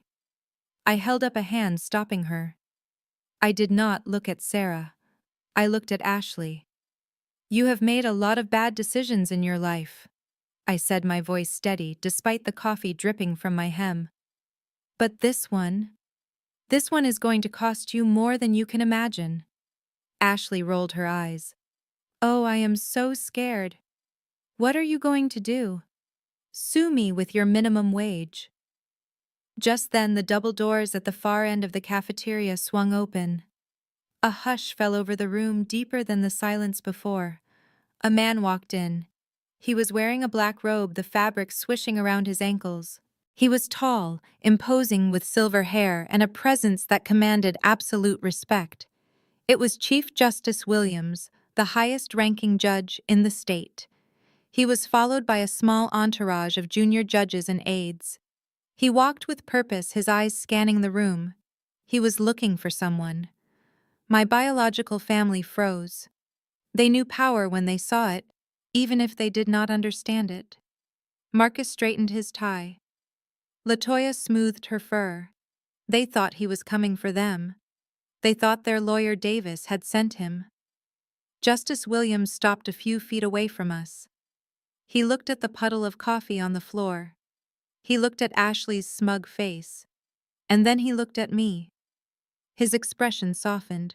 He ignored the coffee stains. He ignored the cheap cardigan. He saw the person beneath. "Good morning, Justice Williams," said his voice booming in the quiet room. Marcus puffed out his chest. He stepped forward, extending a hand, thinking the greeting was for him, or perhaps for the lawyer he claimed to have in his pocket. "Good morning, Your Honor," he said, putting on his best church voice. "I am Marcus Washington. I believe you know my attorney, Jonathan Davis." Justice Williams did not even blink. He did not look at Marcus. He did not shake his hand. He stepped right past him as if he were a piece of furniture. He stopped directly in front of me. He bowed his head slightly, a gesture of profound respect between equals. "Good morning, Justice Henderson," he said. The world stopped spinning. Ashley's jaw dropped. Marcus's hand was still extended in the air, grasping at nothing. Latoya looked like she had swallowed a lemon. Trey took off his sunglasses, his eyes darting back and forth in confusion. "Justice Henderson." Justice Williams continued, oblivious to their shock. "I received your memo regarding the sentencing guidelines for the racketeering case. Excellent work as always. I wanted to discuss the implications for the appeal before we go into session." He paused, looking down at my ruined blouse. His brow furrowed. "Is there a problem here, Justice? Do you require assistance?" I looked at Marcus. He was pale, his eyes bulging. He looked from me to the Chief Justice and back again. The gears were turning in his head, grinding against the rust of his arrogance. "Justice." He mouthed the word soundlessly. I looked at Ashley. The smirk was gone. In its place was a dawning horror, a realization that she had just thrown a drink on a woman who held the power to lock her up and throw away the key. "No, Your Honor," I said calmly, wiping a drip of coffee from my sleeve. "No assistance required. Just a minor spill, a little accident." I emphasized the word accident, looking directly at Ashley. Justice Williams nodded slowly, his eyes lingering on Ashley for a second too long, making her shrink back. "Very well. We are convening in chambers in 10 minutes. I will see you there." He turned and swept out of the room, his entourage trailing behind him. The silence that followed his departure was heavy, suffocating. The entire cafeteria was watching. I turned to my biological family. They looked small now. They looked cheap. The fur coat looked like a costume. The suit looked like a disguise. "You see," I said, my voice soft, but carrying to the back of the room. "You assumed because I drive an old car and live in a small house that I was nothing. You assumed that because I do not flash money, I do not have power." I stepped closer to Marcus. "You hired Davis. Good. You will need him. But you should know something. Davis argues in my courtroom. He bows to me when I enter. And next week, when he stands before me to argue this frivolous lawsuit you filed, he is going to realize exactly who he is up against. I looked at Ashley. And you. You like to break things. You like to make messes. Well, you just made the biggest mess of your life. And I am not going to clean it up. You are. I turned and walked away toward the exit. I did not look back. I did not need to. I could feel their fear radiating off them like heat. As I pushed through the doors, I heard a familiar voice behind me. A slick, oily voice. Hey, folks. Sorry I am late. Traffic was a nightmare. It was Jonathan Davis, their lawyer. He had just walked into the cafeteria completely unaware that his clients had just committed social and legal suicide. I paused just for a second. I heard Marcus's voice trembling high-pitched with panic. Mr. Davis, he squeaked. Why didn't you tell us she was a judge? Why didn't you tell us she was the judge? I let the door swing shut behind me, cutting off Davis's confused stammering. I walked down the hall toward my chambers.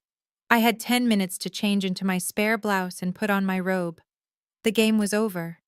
They just didn't know it yet. They thought they were fighting a family dispute. They were about to find out they were fighting the state of Illinois. And the state always wins. I sat in the darkness of my extended stay hotel room, the only illumination coming from the glow of my laptop screen. On the desk, next to a half-eaten sandwich and a stack of legal briefs, sat a pair of high-definition headphones. I adjusted them over my ears and leaned forward, watching the grainy black and white feed from the hidden cameras I had installed in the bungalow 3 days ago. I had placed them strategically, one in the living room inside the smoke detector, one in the kitchen disguised as an outlet cover, and one in the hallway right outside my father's study. They were high-resolution motion activated and connected directly to a cloud server that only I could access. What I was watching was not just a home invasion. It was a masterclass in hubris. My biological family was not just living in my house. They were celebrating a victory they had not yet won, and they were doing it with money they did not have. The audio feed crackled, and then Marcus's voice came through loud and clear. He was in the kitchen, sitting at the table where Dad used to read his morning paper. But instead of a newspaper, Marcus was surrounded by loan documents. It is a bridge loan, Latoya, he was saying, his voice slurring slightly from the expensive scotch he had found in the cabinet. Just 50 grand to tide us over until the estate settles.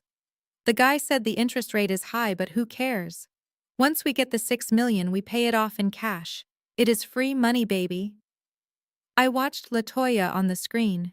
She was looking at a brochure for a luxury cruise. 50 grand, she mused. That is enough for the deposit on the new house in Highland Park. We need to look the part, Marcus. We cannot be millionaires living in this dump. We need to upgrade. Upgrade, I whispered to the empty hotel room. You are digging a grave. The sound of a high-performance engine revving outside drew their attention. I switched the camera view to the front porch feed. A lime green sports car low to the ground and aggressive-looking was pulling into the driveway. It scraped the bottom of its chassis on the curb, but the driver did not care. It was Trey. He hopped out of the car, leaving the door open. He was wearing a gold chain that looked heavy enough to anchor a boat. He spun the keys on his finger and strutted toward the house. "Check it out," he yelled as he walked through the front door. "Rented to own, baby," the dealer said. "With my expected inheritance, I qualified for the platinum package. 5,000 a month, but look at that paint job. It screams success." Ashley came running from the back room. She squealed when she saw the car through the window. "Oh my God, Trey, it matches my nails. We have to take pictures. We have to post this. Everyone from high school is going to die." They ran outside, posing on the hood of the car that they could not afford, parked on a lawn. They did not own, paid for by a fortune they would never touch. I saved the video clip. Exhibit A. Reckless spending. Predatory borrowing based on fraudulent claims. The judge in probate court would love this. It went to character. It went to intent. But the spending was just the beginning. Tonight was the housewarming party. Ashley had invited everyone she knew. People she went to high school with, people she met at the nail salon, random hangers-on who smelled money. She wanted to show off her new kingdom. By 8 o'clock, the house was packed.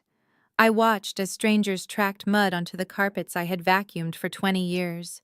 I watched them use my dad's favorite mugs as ashtrays. I watched them open the liquor cabinet and drain bottles of wine that Dad had been saving for a special occasion. Ashley was holding court in the living room. She was wearing a white dress that looked like a wedding gown cut short. She had a glass of champagne in one hand and she was gesturing wildly with the other. This is just the temporary house, she was telling a group of women who looked equally plastic. We are going to bulldoze it eventually. The land is worth more than the structure, obviously. But for now, it is quaint. Vintage chic, you know. One of the women asked about the previous owner. Ashley waved her hand dismissively. Oh, just some old guy. A janitor, I think. He had no taste. You should have seen the junk we threw out. Old records, dusty books. We are purging the bad energy. We are bringing in light. I gripped the edge of the desk. My knuckles turned white. Bad energy. Elijah Henderson was the best man who ever walked this earth. His energy was the only thing keeping that house standing. The party moved from room to room. I switched cameras following them. They were like a virus infecting every corner of my sanctuary. And then Ashley stopped. She was in the hallway standing in front of the large oak bookcase at the end of the corridor. This bookcase had always been there. It was heavy, built into the wall. Dad used to tell me stories about it. He said it held the weight of the world. I always thought he meant the encyclopedias. Ashley was leaning against it, trying to take a selfie. She stumbled in her heels and grabbed one of the shelves for support. There was a click. A mechanical sound that the microphone picked up clearly. The bookcase groaned. It swung forward an inch. Ashley screamed and jumped back, spilling her champagne. Oh my God, she yelled. Trey, Marcus, come here, I broke the house. Trey came running, pushing guests out of the way. What did you do? He asked, looking at the shifted bookcase. It moved, Ashley said, pointing a shaking finger. It just popped open. Marcus appeared, his eyes wide with greed. It is a hidden door, he breathed. I told you the old man had secrets. This is where the cash is. This is the vault. He grabbed the edge of the bookcase and pulled.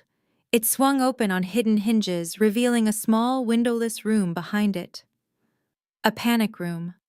Or a storage closet. I held my breath. I knew about this room. Dad had showed it to me when I passed the bar exam. He called it his heart. They crowded into the small space. I switched to the camera I had hidden in there. It was a tiny lens tucked into the spine of a book on the top shelf. The room was not filled with gold bars. It was not filled with stacks of cash.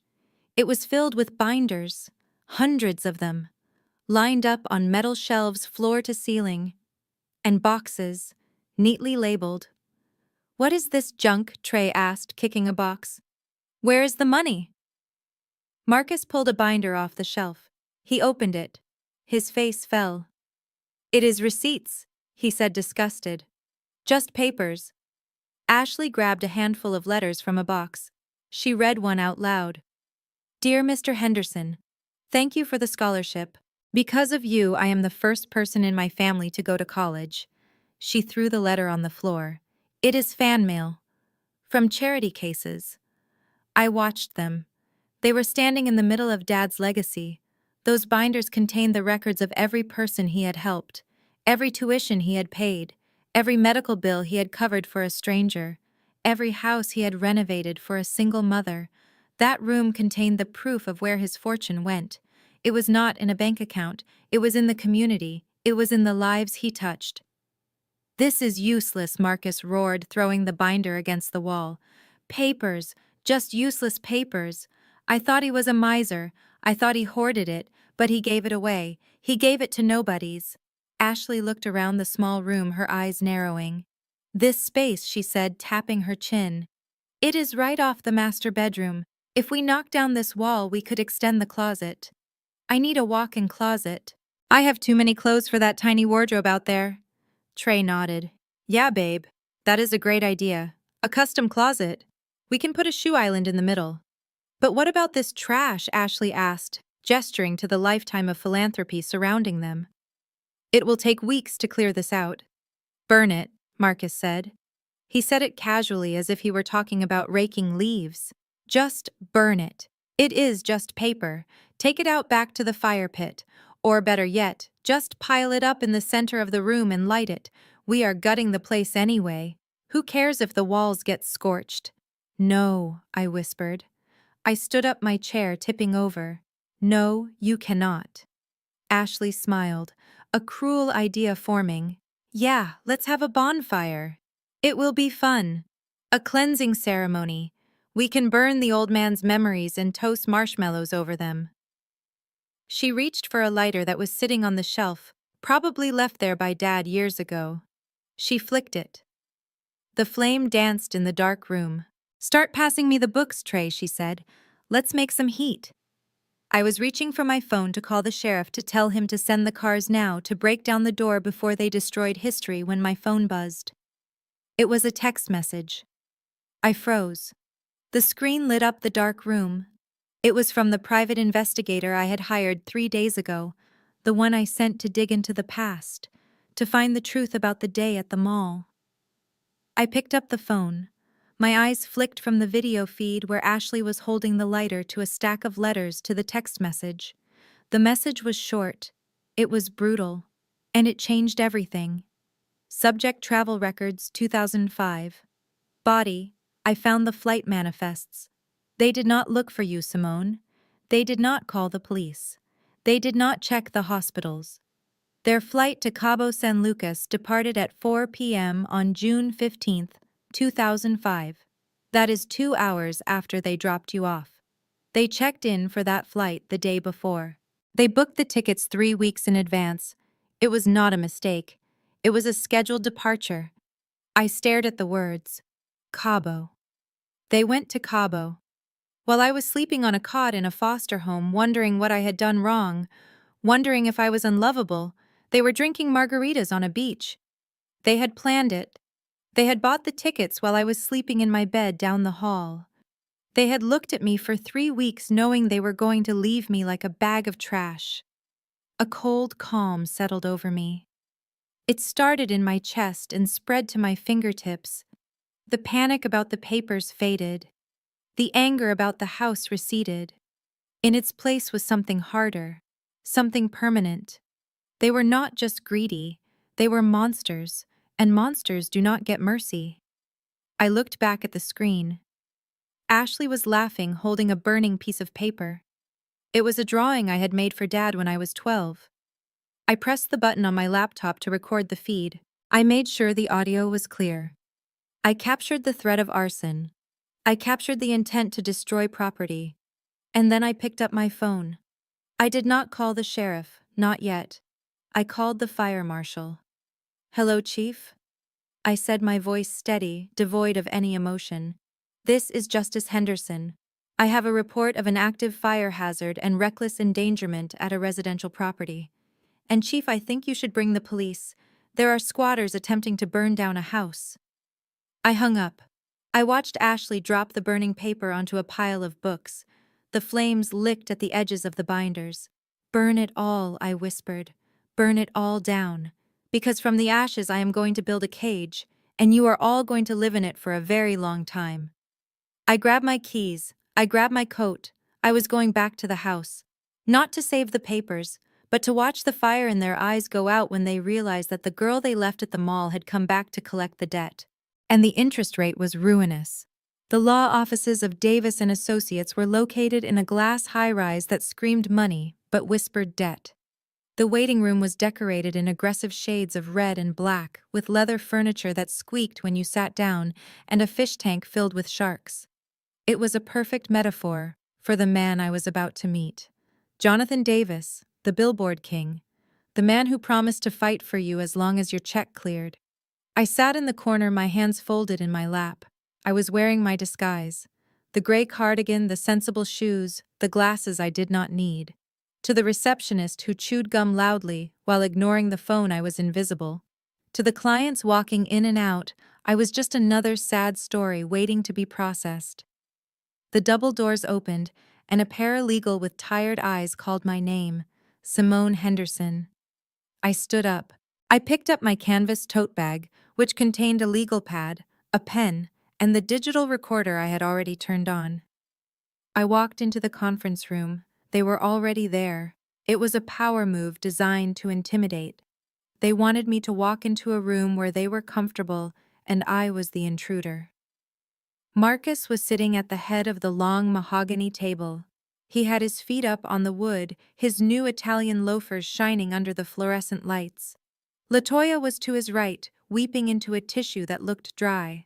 Trey and Ashley were on the left, scrolling on their phones, bored and entitled. And standing by the window, looking out at the Chicago skyline, as if he owned it, was Jonathan Davis. He turned when I entered. He was shorter than he looked on the bus advertisements. His tan was orange, his teeth were veneered white, and his suit was a shade of blue that did not occur in nature. He looked me up and down. His eyes dismissed me in a fraction of a second. He saw the clothes, he saw the bag, he saw the lack of an entourage. "Miss Henderson," he said, his voice booming, "you are late." I looked at the clock on the wall. It was exactly 9 a.m. "I am on time, Mr. Davis." He waved a hand dismissively. "In my world, if you are not early, you are late. But I suppose you are not used to professional standards. Have a seat. Where is your attorney?" I pulled out a metal folding chair from the side of the room, ignoring the plush leather seat he pointed to. "I prefer to sit here," I said. "And I am representing myself pro se." Davis laughed. It was a sound like gravel in a blender. "Pro se? You know what they say about a lawyer who represents himself, right? That he has a fool for a client. And you are not even a lawyer. You are what? A clerk. A secretary." "I work in administration at the courthouse," I said, keeping my voice flat. "Administration?" Davis sneered. "You file papers, you make coffee, and you think that qualifies you to go toe-to-toe with me?" "Listen, sweetheart, I have been practicing law for 30 years. I have won settlements that would make your head spin. I eat pro se litigants for breakfast. Do yourself a favor. Sign the settlement offer we sent you. Give the family back their house. Take the $10,000 we are generously offering as a nuisance fee and walk away before I destroy you." I opened my legal pad. I uncapped my pen. "I am ready to proceed, Mr. Davis." He stared at me, his smile fading slightly. He did not like that I was not shaking. He did not like that I was not crying. He sat down heavily in the chair opposite me. "Fine," he said. "Let's do this the hard way. State your name for the record." "Simone Henderson," I said. Marcus snorted. "Simone Washington," he corrected. "You are a Washington. You always will be. Henderson was just the guy who paid for your food." I ignored him. I looked at Davis. "Proceed." The next 2 hours were a masterclass in gaslighting. Davis did not ask questions to find the truth. He asked questions to build a narrative. He twisted my words. He interrupted me. He shouted. But the real show began when he called Latoya to give her statement. This was not a formal trial yet, but a discovery deposition. A chance to get their story on the record. And oh, what a story it was. Latoya sat up straighter. She adjusted her veil. She looked at the camera recording the deposition, and then she looked at me with eyes full of sorrowful lies. "Tell us about Simone's childhood," Mrs. Washington Davis prompted gently. "Was she a happy child?" Latoya let out a shuddering breath. "Oh, we tried. We tried so hard to make her happy. But Simone was troubled. From the very beginning. She had demons." "Demons?" Davis asked, raising an eyebrow. "Can you elaborate?" "She heard voices," Latoya whispered, leaning forward. "She would talk to people who were not there. She would scream in the middle of the night. We took her to doctors. We took her to pastors. Nothing helped. She was violent, too. She hurt the family cat once. I found her in the backyard with scissors. I wrote in my notepad, "Cruelty to animals. Fabricated." "And the running away?" Davis asked. Constant Latoya sobbed. She would disappear for days. We would be frantic, calling the police, searching the streets. We never knew where she went. She just liked the streets. She liked the danger. I wrote, "History of running away. Fabricated." Davis turned to the incident at the mall. "And on June 15th, 2005. Tell us what happened." Latoya wiped her eyes. "It was the worst day of my life. We took her shopping, to treat her, to try and bond. We bought her ice cream. We turned our backs for 1 second, just 1 second, to look at a sale. And she was gone. Vanished." "And what did you do?" Davis asked, his voice thick with fake sympathy. "We screamed," Latoya cried. "We ran through the mall. We grabbed security guards. We begged them to lock the doors. We searched every store. We stayed there until midnight. Marcus was on his knees praying. We were devastated. We thought someone had taken our baby." I stopped writing. My pen hovered over the paper. "We searched until midnight." That was the line. That was the perjured statement I needed. I had the flight manifest in my pocket. I knew their plane to Cabo took off at 4 p.m. If they were at the mall until midnight, they would have missed their flight. But they didn't. They checked into the resort at 10 p.m. local time. I had the hotel folio, too. I looked up at Latoya. Her eyes were squeezed shut, tears leaking out. She was giving the performance of her life. She believed her own lie.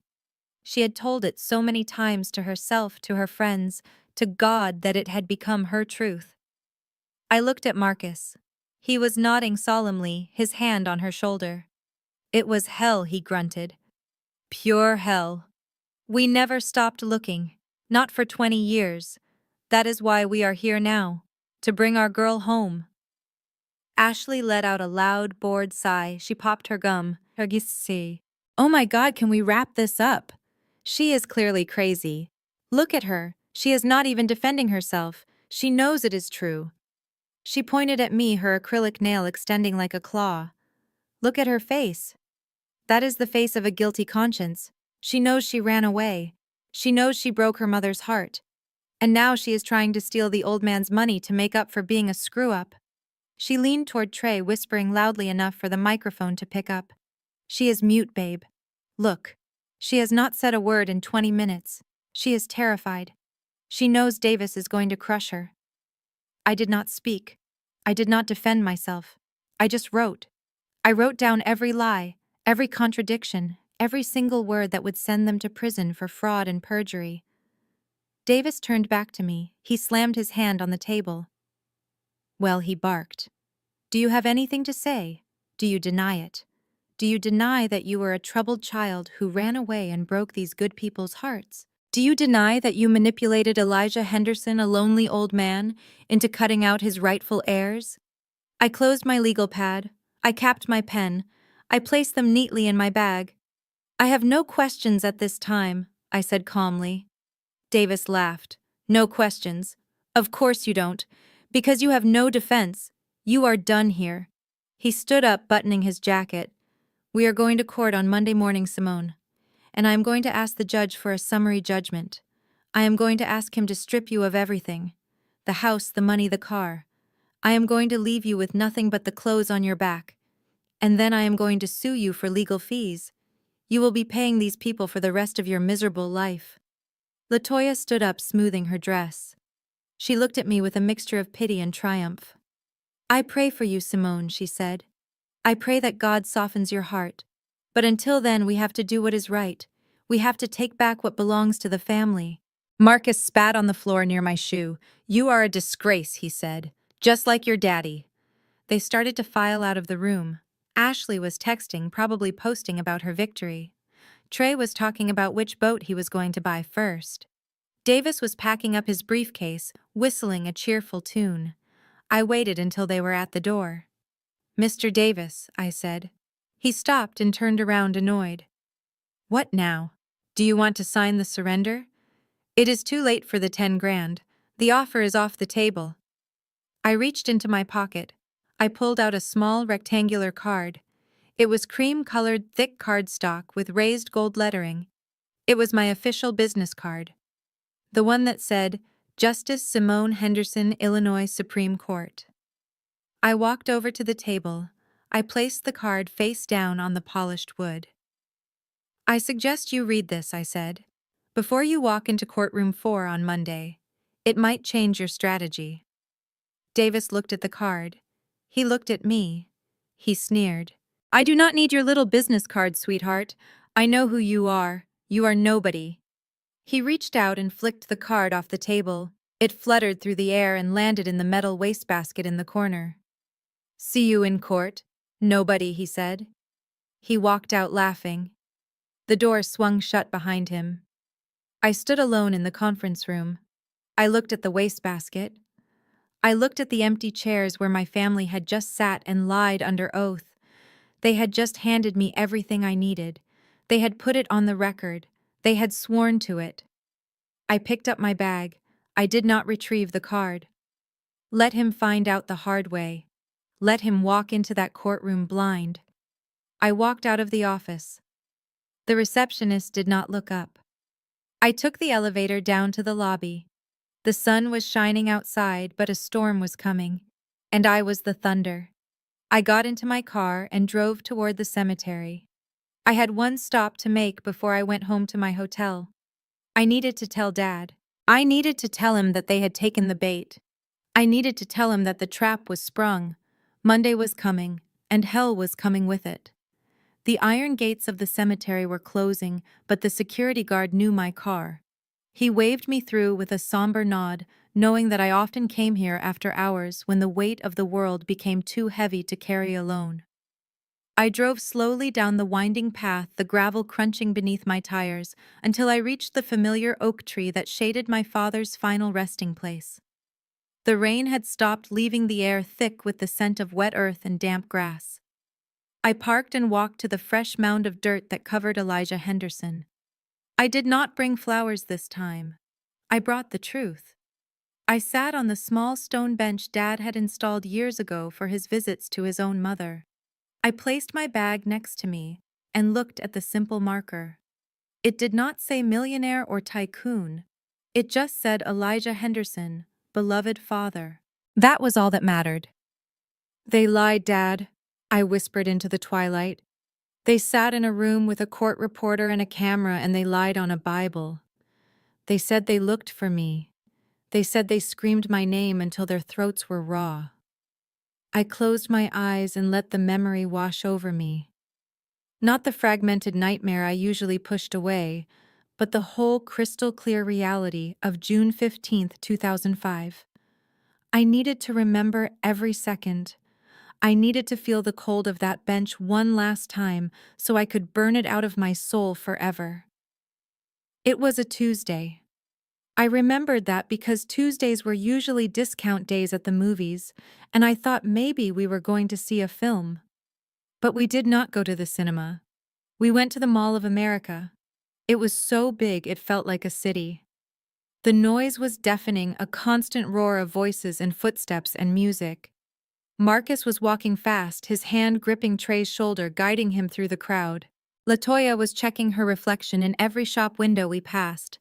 I was trailing behind, trying not to get stepped on by strangers. We stopped at the food court. It was the center of the world. The smells of pizza and Chinese food and cinnamon rolls mixed together into a thick, intoxicating cloud. Marcus bought Trey a double scoop of chocolate chip cookie dough in a waffle cone dipped in chocolate and covered in sprinkles. It cost $6. I remembered the price because I saw it on the register and thought it was a fortune. Then he bought me a single scoop of vanilla in a paper cup. No cone, no sprinkles, just a plain white ball of ice cream that was already starting to melt around the edges. "Here," Marcus said, shoving the cup into my hand. "Eat it slow, it has to last." He pointed to a bench near the carousel. It was metal painted red and it was cold against my bare legs. "Sit here," he commanded. "Do not move. Do not talk to anyone. Do not ask for money. Just sit and eat your ice cream. Your mother and I have to go handle some business. We will be back in 20 minutes. 20 minutes. I sat there and watched them walk away. They did not look back. Not once. Trey looked back, though. He licked his giant cone and gave me a little wave, a mocking gesture that said, "I am going where the fun is and you are staying with the trash." I ate my ice cream. I licked the spoon clean. I scraped the paper cup until the wax coating started to peel. I watched the carousel spin. I watched the painted horses go up and down carrying happy children who waved to their parents. I waited for my parents to come back and wave to me. 20 minutes turned into an hour. The ice cream cup was empty. My hands were sticky. I was thirsty. I wanted to get a drink from the water fountain, but I was terrified to leave the bench. Marcus had said, "Do not move. If I moved, they might come back and not see me and leave." So I stayed. 2 hours. The carousel operator changed shifts. The lunch crowd thinned out, replaced by teenagers skipping school. I started to feel a knot of panic in my stomach, a cold, heavy stone that grew with every tick of the clock. What if they got lost? What if they forgot where the food court was? 4 hours.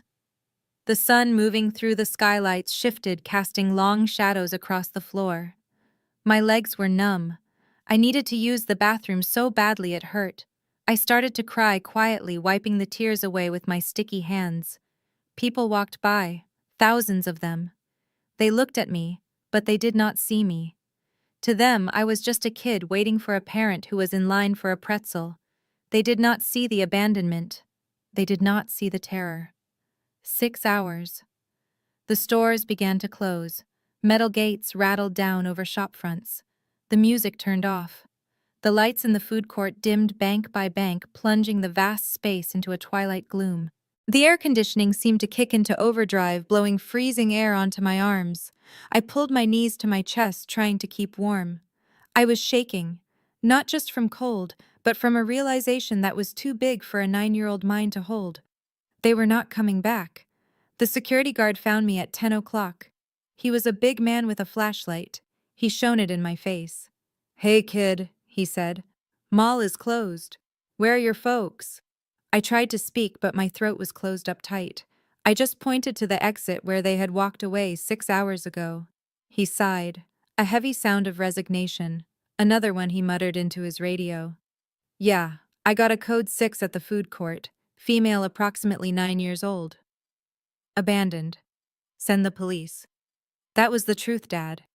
I said, opening my eyes to the darkening cemetery. They did not search until midnight. They did not pray. They were on a plane to Mexico drinking tequila and laughing about how easy it was to lose some extra baggage. I wiped a tear from my cheek. It was the last tear I would shed for them. The little girl on the bench was gone. She died that night in the mall. The woman sitting on the gravestone was a survivor, and survivors do not beg. They conquer. The sound of a car engine revving interrupted my morning. High beams swept across the cemetery, illuminating the headstones like stage lights. A vehicle was driving fast along the narrow path, ignoring the signs to respect the grounds. It swerved around a corner and came to a halt right behind my sedan. The engine cut, a door slammed. I stood up, my hand going instinctively to the pocket where I kept my phone. I knew who it was before I saw him. The aggression in the slam of the car door was a signature I recognized. Trey walked into the circle of light cast by the street lamp. He was wearing his new leather jacket, the one he bought with the loan money. He looked disheveled, his eyes bloodshot and wide. He had been drinking. I could smell the alcohol from 10 feet away. "Well, look at this," he slurred, stumbling slightly on the uneven ground. "The grieving daughter. Talking to the worm Simone." I stood my ground. "Leave, Trey. You are trespassing, and you are drunk." He laughed, a harsh, ugly sound. "Trespassing. This is my father's grave.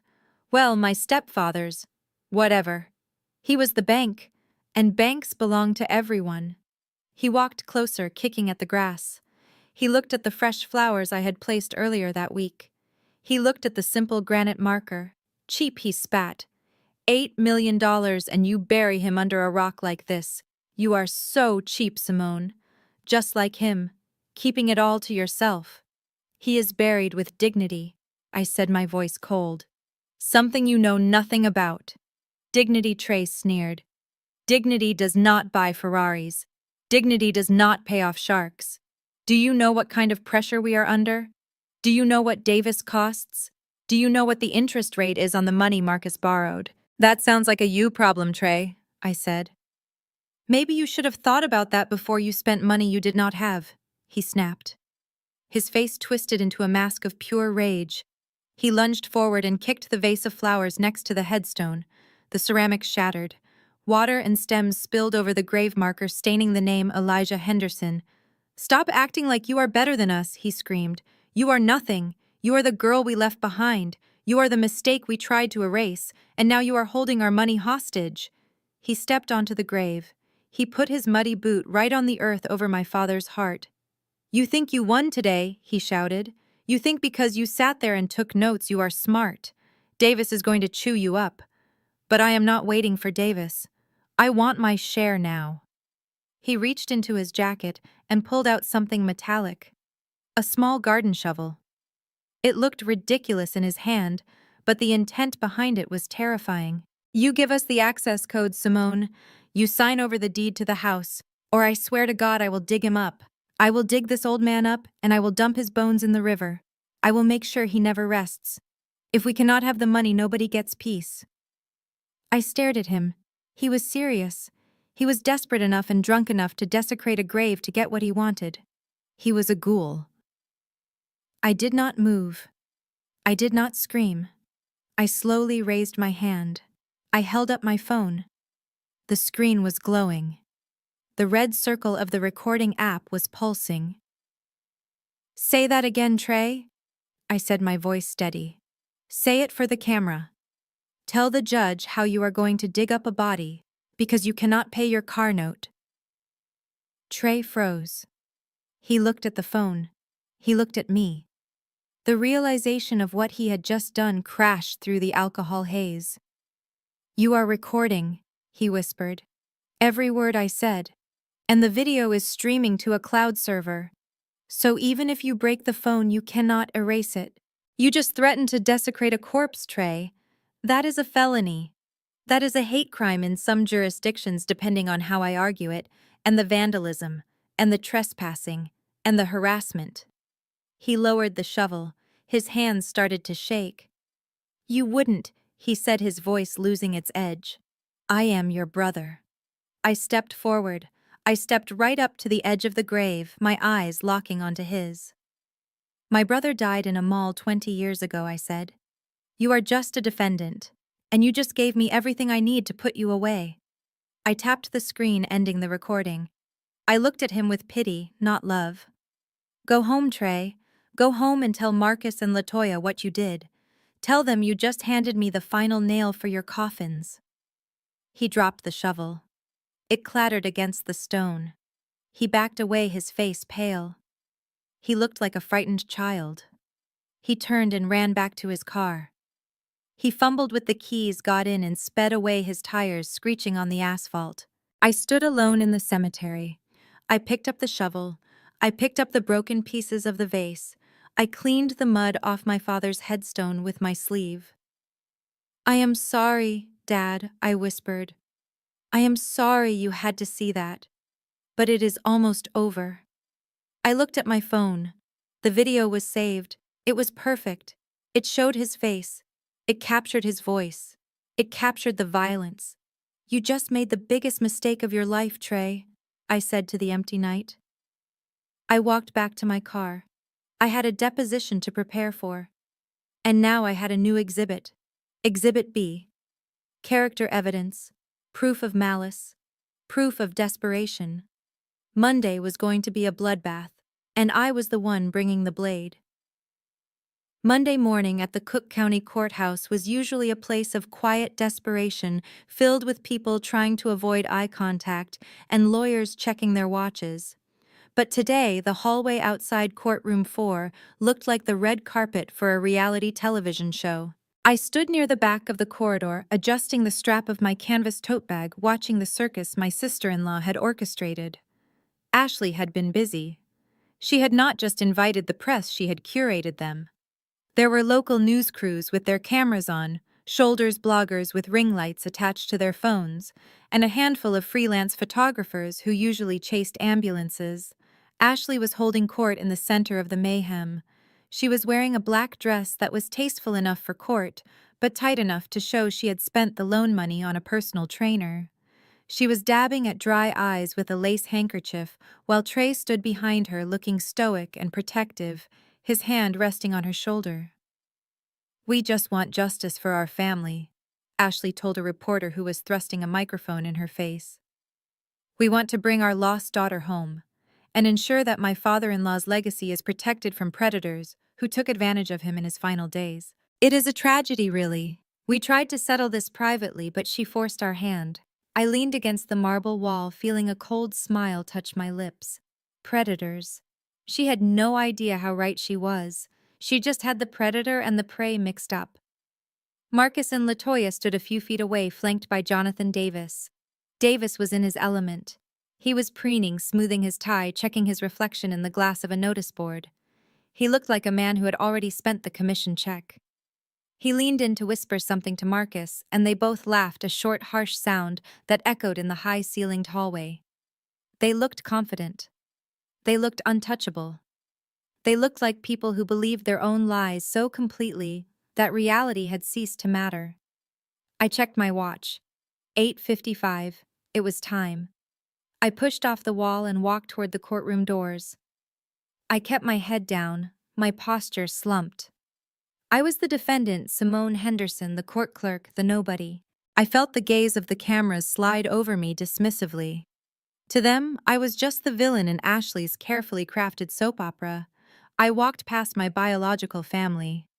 Latoya saw me and let out a dramatic gasp, clutching her chest for the cameras. "There she is," she cried, pointing a shaking finger. "There is the girl who broke her mother's heart." The cameras swiveled toward me, flashes popping. Davis stepped in front of me, blocking my path to the door. He loomed over me, smelling of mints and expensive cologne. "Last chance, Simone," he said, his voice low enough that the microphones would not pick it up, but loud enough for his clients to hear. "Walk away now. Sign the papers. You do not want to go in there. It is going to be a bloodbath." I looked up at him through my glasses. "You are right, Mr. Davis," I said softly. "It is going to be a bloodbath." I stepped around him and pushed through the heavy oak doors. The courtroom was packed. Ashley had done her job well. Every bench in the gallery was full. There were curious onlookers, friends of the family they had dragged along for support, and the press corps who had fought for the limited seating. I walked to the defendant's table on the left side of the room. It was empty. Just a bare wooden table and a single chair. I sat down. I placed my tote bag on the floor. I took out a single notepad and a pen. I did not have stacks of files. I did not have a team of paralegals.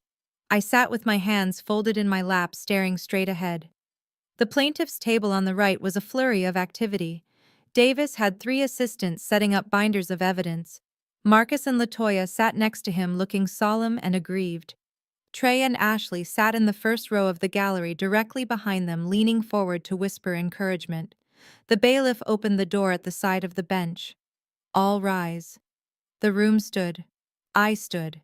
My heart rate did not increase. My palms did not sweat. I felt a strange sense of calm. This was my arena. These were my rules. The door to the judge's chambers opened, and the Honorable Justice Williams walked in.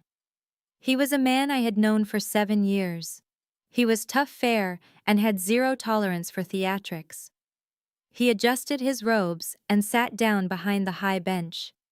He looked out over the packed courtroom, his eyes narrowing slightly behind his reading glasses. He did not like circuses. "Be seated." We sat. Davis jumped up immediately, buttoning his jacket, ready to launch into his opening statement. "Your Honor." Davis began, his voice booming, projecting to the back row. We are here today to right a terrible wrong. We are here to talk about the sacred bond of family, about the biological imperative of parents to protect their children and their legacy. He paced back and forth, gesturing wildly. My clients, Marcus and LaToya Washington, are victims, Your Honor. Victims of a cruel twist of fate. 20 years ago, they lost their beloved daughter in a tragic incident. They searched, they prayed, they agonized, and when they finally found her expecting a joyous reunion, they found instead that she had been turned against them. I watched Davis perform. It was a good speech if you liked fiction. He painted Elijah Henderson as a lonely, confused old man who had been manipulated by a cunning, opportunistic young woman. He painted Marcus and LaToya as saints who only wanted to reconnect with their lost lamb. He used words like undue influence and fraudulent adoption. He talked for 20 minutes. He did not present a single fact. He presented emotion. He presented a story. And the gallery ate it up. I could hear sniffling from the back of the room. Ashley was nodding vigorously, dabbing at her eyes. When Davis finally sat down, looking triumphant, Judge Williams turned his gaze to the plaintiff's table. Call your first witness, counselor. I call LaToya Washington. LaToya walked to the stand like she was walking to the gallows. She was trembling. She clutched a tissue in her hand. She swore to tell the truth, the whole truth, and nothing but the truth. Davis guided her through her testimony gently. She told the story of the mall again. She added new details this time. She said she had bought me a special dress that day. She said she had sung me a lullaby before we left the house. Lies layered upon lies. And when you realized she was gone, Davis asked, his voice dropping to a whisper, "What did you do?" I died inside. LaToya sobbed. I ran screaming through that mall. I begged the police to help me. I stayed there for days, sleeping in my car, hoping she would come out. I never stopped looking, not for one day. Every birthday I baked a cake. Every Christmas I bought a present. I kept a room for her in every house we lived in. It was sickening. It was also perjury. I wrote down the timestamp in my notebook. She was under oath. She had just committed a felony. Davis turned to me, a smug look on his face. Your witness. I looked at LaToya. She was staring at me with those tear-filled eyes, begging me silently to play along, to just let them have the money so we could all go home.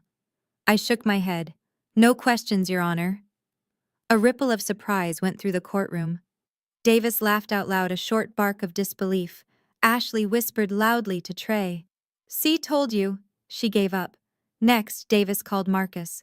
Marcus was less emotional but more aggressive. He talked about his rights as a father. He talked about the paper he had found, the unsigned surrender of custody. That man, Henderson, Marcus said, pointing a finger at the empty chair where my father should have been, stole my daughter. He took advantage of a clerical error. He knew I never signed those papers. He knew I was coming back for her. And he poisoned her mind against me. He told her I didn't want her. But I did. I always did. And the estate, Davis asked? Marcus sighed, trying to look magnanimous. I do not care about the money. I really don't. But it is the principle. Henderson used my daughter to build his life. That money belongs to the family he stole her from. It belongs to her real blood. We just want to manage it for her, to make sure she is taken care of properly. Again, Davis turned to me. Your witness. Again, I shook my head. No questions. The gallery was buzzing now. They thought I was incompetent. They thought I was overwhelmed. Davis looked like he was about to order champagne. He rested his case before lunch. He looked at the judge with a confident smile. Your Honor, the plaintiff rests. We believe the testimony speaks for itself. This is a clear case of custodial interference and elder abuse. We ask for an immediate summary judgment in favor of the plaintiffs. Judge Williams did not smile back. He looked down at his docket. He adjusted his glasses. He looked at the empty defense table. And then he looked at me. He paused. His hand froze over his papers. He squinted slightly as if he could not quite believe what he was seeing. He leaned forward, peering over the bench. The silence stretched out. It became uncomfortable. Davis's smile faltered. Ashley stopped whispering. Marcus shifted in his seat. Judge Williams looked from me to the name on the docket. Simone Henderson. And then he looked back at me. Recognition dawned in his eyes. It was followed immediately by confusion, and then by a flash of something that looked like professional concern. He cleared his throat. Ms. Henderson, the judge said, his voice different now. More formal but also more deferential. You are the defendant in this matter. Yes, Your Honor, I said, remaining seated. Judge Williams frowned. He looked at Davis, then back at me. He seemed to be trying to put the pieces together. He knew me. He knew me as Justice Henderson, the woman who sat on the bench in the appellate court upstairs. The woman who had overturned 2 of his own decisions in the last year, with brilliant legal opinions. He was seeing his colleague sitting in the defendant's chair wearing a cheap cardigan being sued by a billboard lawyer. He was confused because he knew I did not need a lawyer. He knew I was the law. But he also knew the procedure. He could not testify for me. He had to let the process play out. But the look on his face said everything. It said, "What on earth is going on here?" The family missed it. They missed the recognition. They just saw a judge hesitating. They thought he was disgusted by me. Ashley leaned forward and whispered to Trey, "Look at the judge. He hates her. We got this in the bag." Judge Williams took a sip of water. He composed himself. He was a professional. "Ms. Henderson," he said, his voice steady. "The plaintiff has rested. Do you have a defense to present? Do you have counsel present?" I stood up. I took my time. I smoothed the front of my cardigan. I picked up my notepad. I did not look at my family. I looked directly at Judge Williams. I walked out from behind the defendant's table. I walked to the center of the aisle. I stood where the lawyers stood. I stood with my feet apart, grounded, confident. Before I tell you how I finally faced my own parents and exposed everything they hid, comment, "I'm here, if you're still with me." And a brief note before we go on the next part includes some dramatized elements added for storytelling purposes and may not mirror every factual detail. If you prefer not to continue, feel free to stop the video here. I looked at Davis.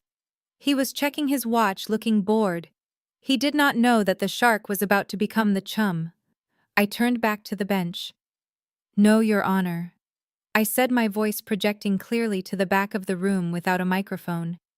"I do not have counsel present." I paused. I let the words hang there. I saw Ashley smile.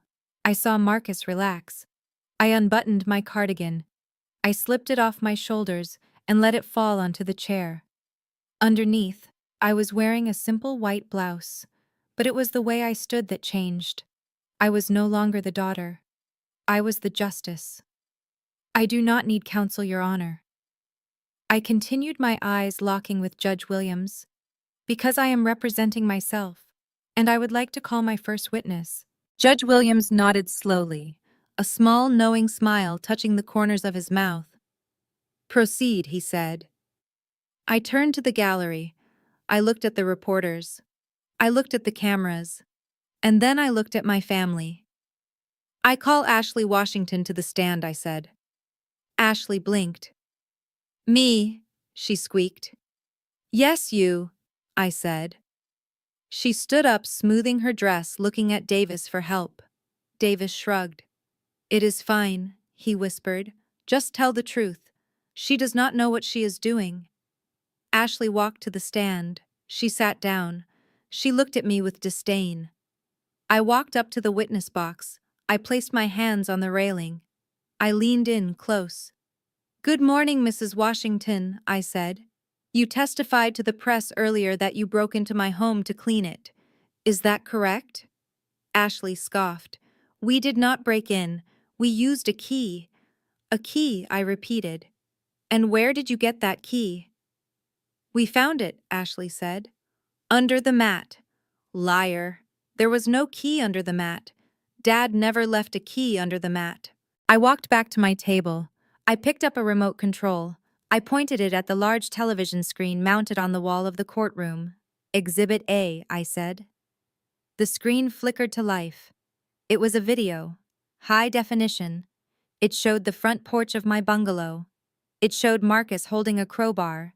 It showed Ashley cheering him on. It showed the wood splintering as they forced the door open. The audio was crisp. "Break it down."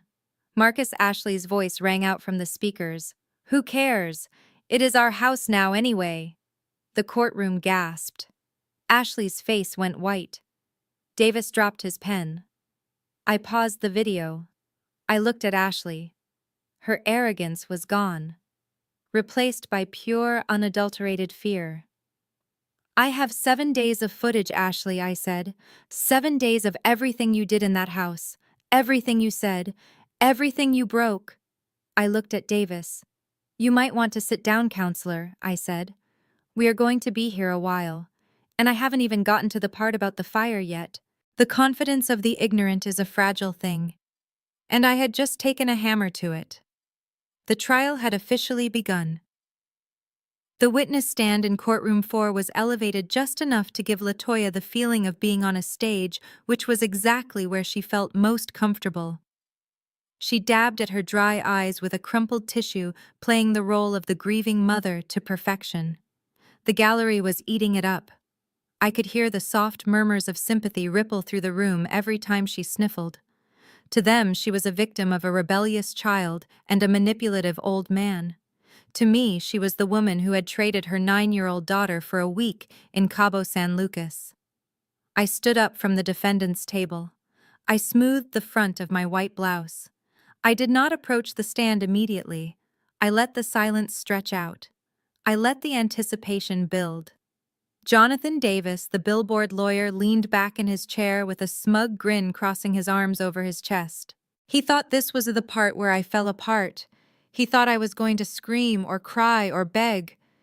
He had no idea that I had spent the last 7 years of my life destroying men much smarter and much richer than him in rooms exactly like this one.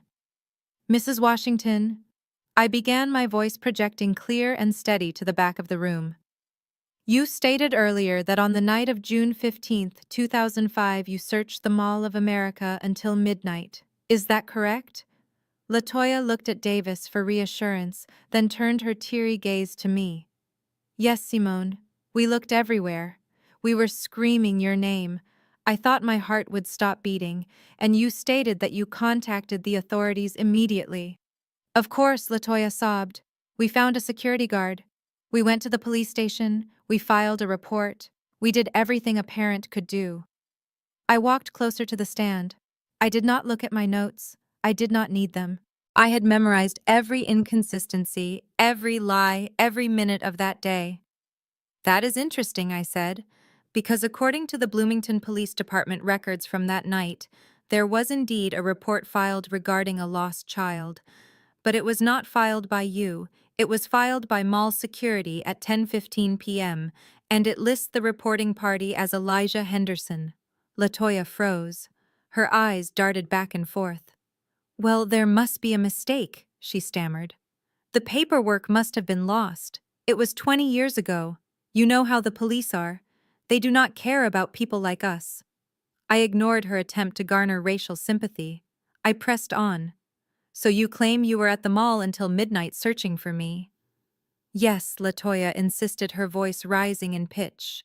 "Until they turned the lights off. Until they kicked us out." I walked back to my table and picked up a single piece of paper. It was not the video evidence yet. It was something simpler. Something administrative. "Washington, are you aware that the flight time from Minneapolis to Cabo San Lucas is approximately 4 hours and 30 minutes? Davis stood up abruptly. "Objection, Your Honor." "Relevance. What does a flight to Mexico have to do with my client's trauma?" Judge Williams leaned forward, his chin resting on his hand. He looked intrigued. "I will allow it. The defendant is establishing a timeline. Proceed." I turned back to LaToya. I held up the paper.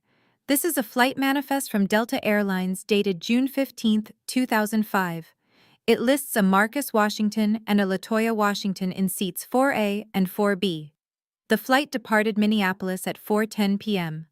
The courtroom went deadly silent. Even the reporters in the back stopped typing. Latoya's mouth opened and closed like a fish. "That is," she stuttered, "that is a coincidence. There are lots of Washingtons." I picked up another paper. "And this is the hotel folio from the Riu Palace in Cabo. It shows check-in at 10 p.m. local time on the same day. The credit card on file matches the social security number of your husband, Marcus Washington.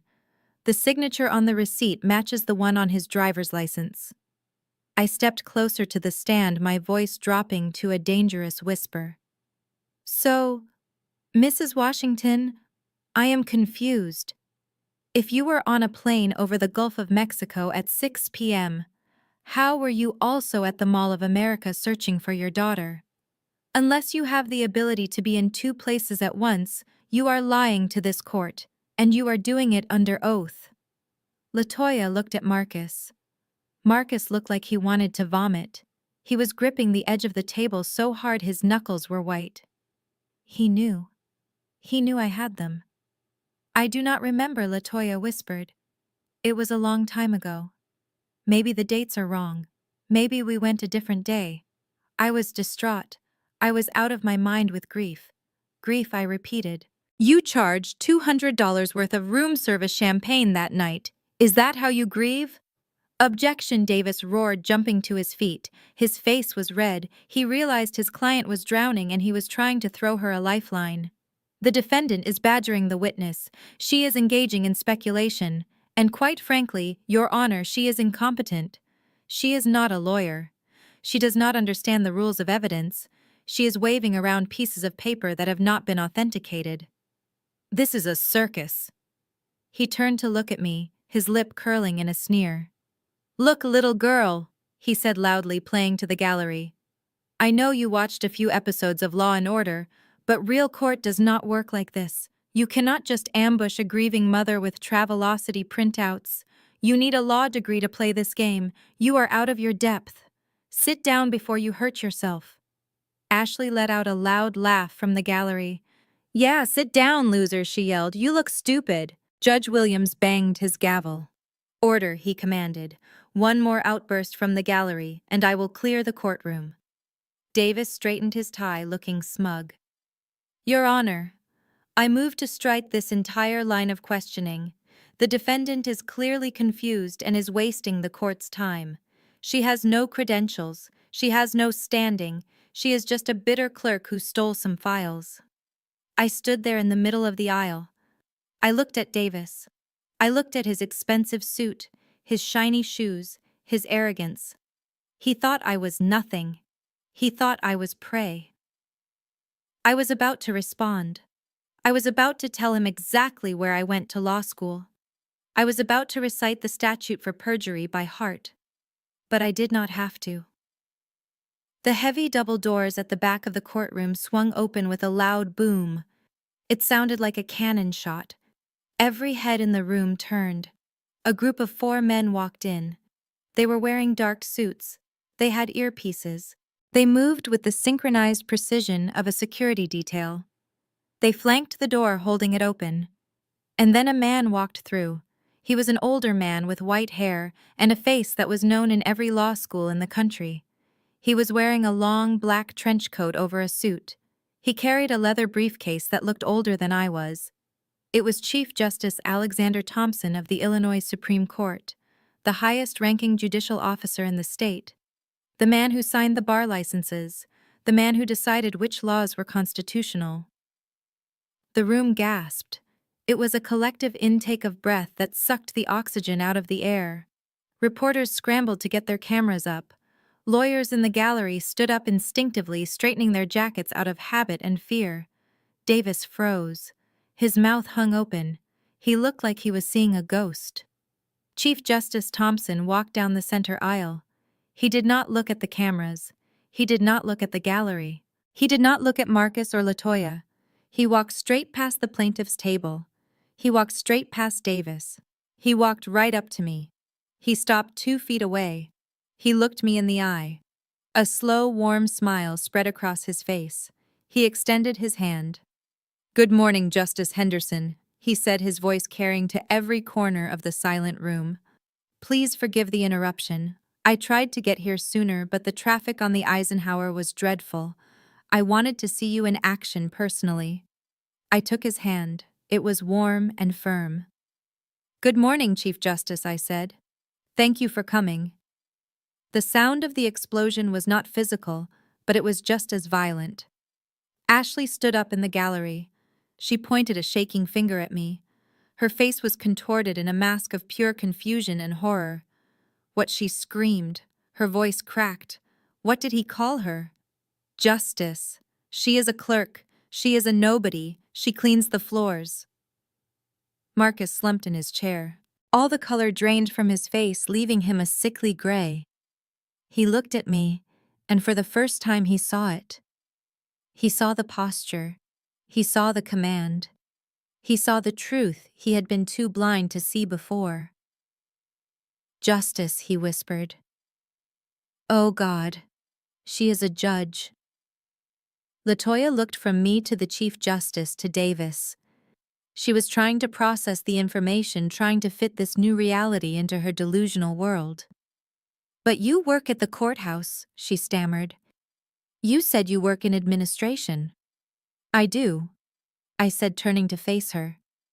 The judicial branch is part of the administration of Justice Mother. And I am the youngest justice ever appointed to the state Supreme Court. I turned slowly to face Jonathan Davis. The billboard lawyer was trembling. His hands were shaking so hard he dropped his pen. It clattered loudly on the floor. He stared at me with the eyes of a man who just realized he had been juggling hand grenades. He knew who Justice Henderson was. He had cited my opinions in his briefs. He had argued cases in my court.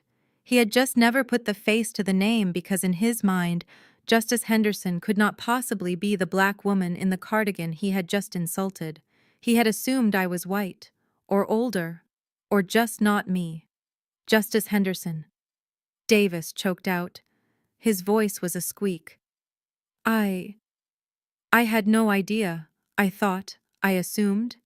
You assumed I was uneducated, I said, stepping closer to him. You assumed I was weak. You told your clients I was a slam dunk. You mocked me for appearing pro se. I leaned in close so only he could hear me, but the microphone on the witness stand picked it up anyway. Do you know why I am representing myself, Mr. Davis?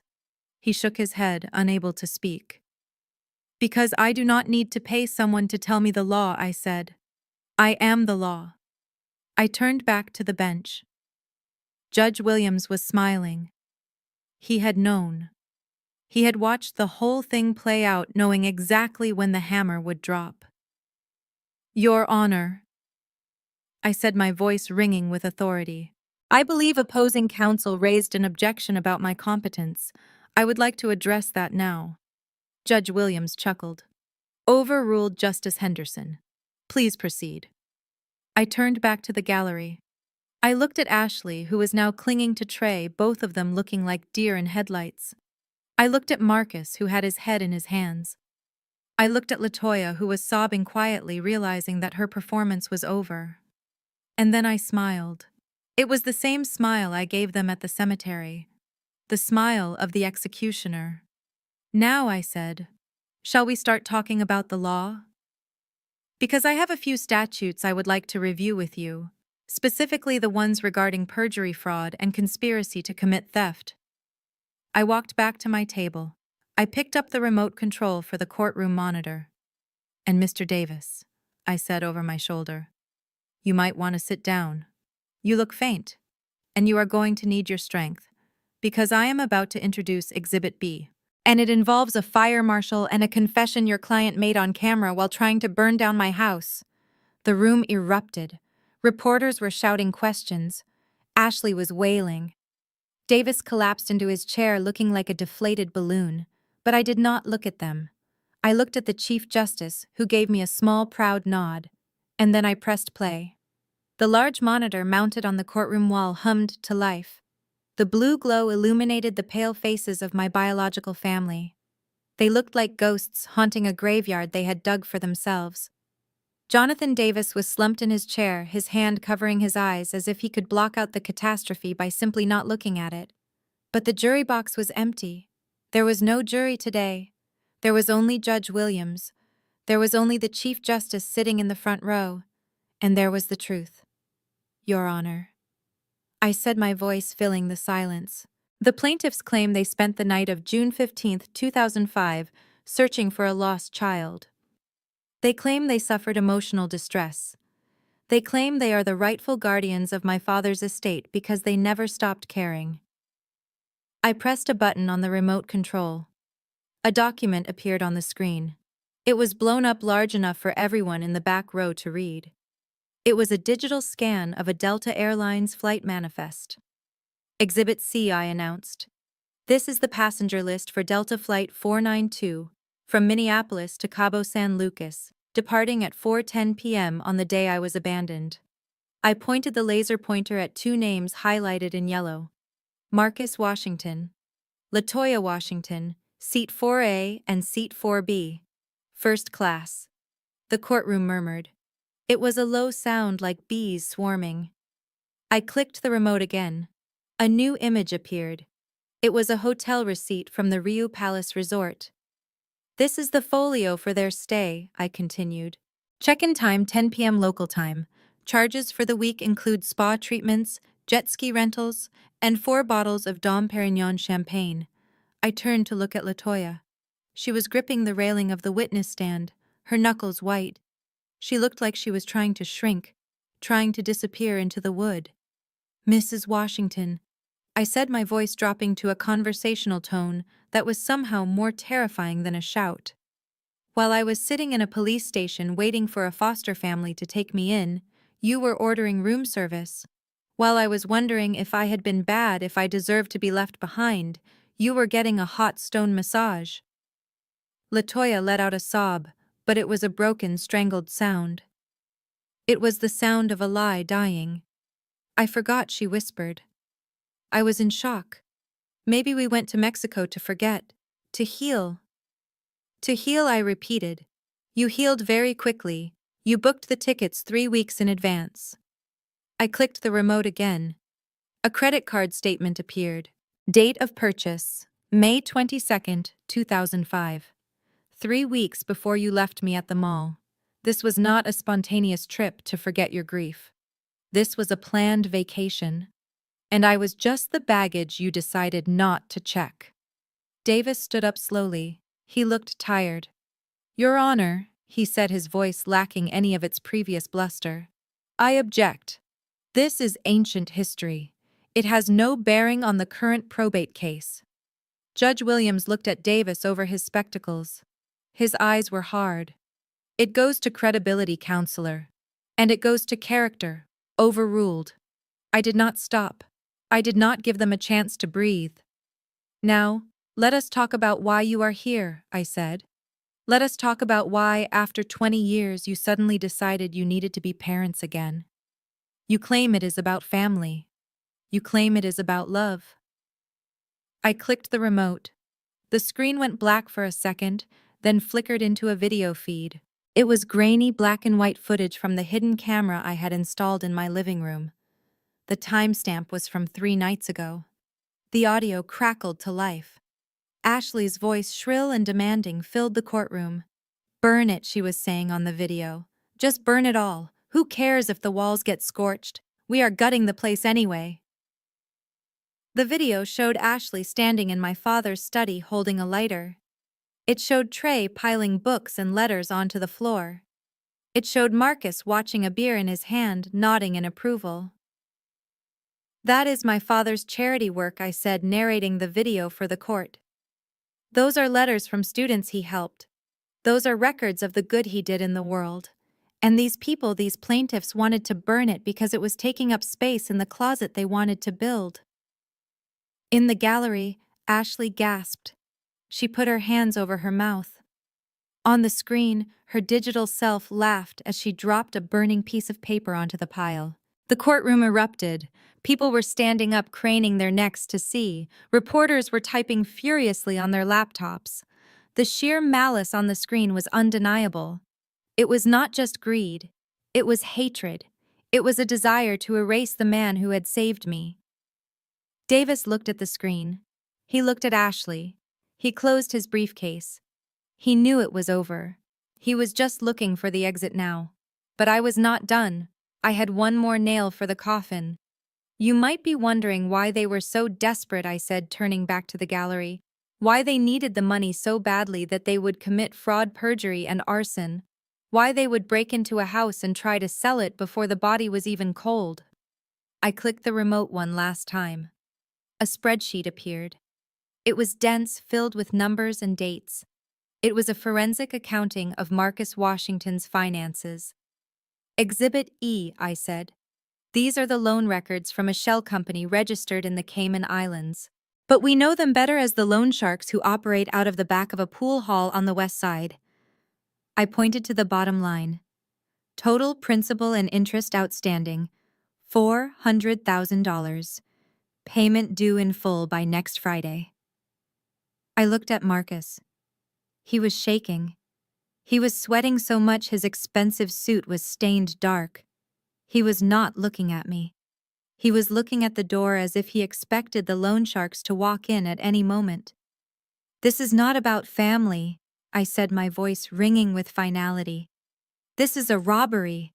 They owe money to dangerous people, and they thought they could use my father's legacy to pay for their mistakes. They did not come for me. They came for a payday. I turned off the screen.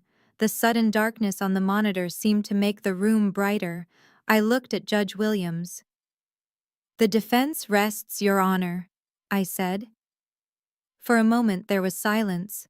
Absolute heavy silence. And then a sound broke it. A low, guttural growl. It came from the gallery. Ashley stood up. Her face was twisted into a mask of pure animal rage. Her makeup was running. Her hair was disheveled. She looked like a cornered rat. You bitch, she screamed. Her voice was unrecognizable. You ruined everything. We were supposed to be rich. We were supposed to have it all. She lunged. She scrambled over the railing separating the gallery from the well of the court. She moved faster than anyone expected. She was not thinking. She was just reacting. She wanted to hurt the person who had taken away her dream. She rushed toward me, her hands' claws reaching for my face. I did not move. I did not flinch. I stood my ground. I was a justice of the Supreme Court. I would not run from a criminal in my own house. Security, someone shouted. But the bailiffs were already moving. 2 federal marshals who had come in with the Chief Justice intercepted her. One of them tackled her around the waist. The other grabbed her arms. They took her down hard. She hit the floor with a sickening thud right in front of the defense table. She screamed, thrashing and kicking her heels, scraping against the wood. Get off me, she shrieked. It is mine. That house is mine. I picked out the curtains. You cannot take it. You are under arrest, the marshal said, his knee in her back. Stop resisting. He pulled her arms behind her. The click of the handcuffs was the loudest sound in the room. It was the sound of consequences. Ashley lay on the floor, her cheek pressed against the carpet, sobbing hysterically. My life is over, she wailed. My life is over. Marcus stood up slowly.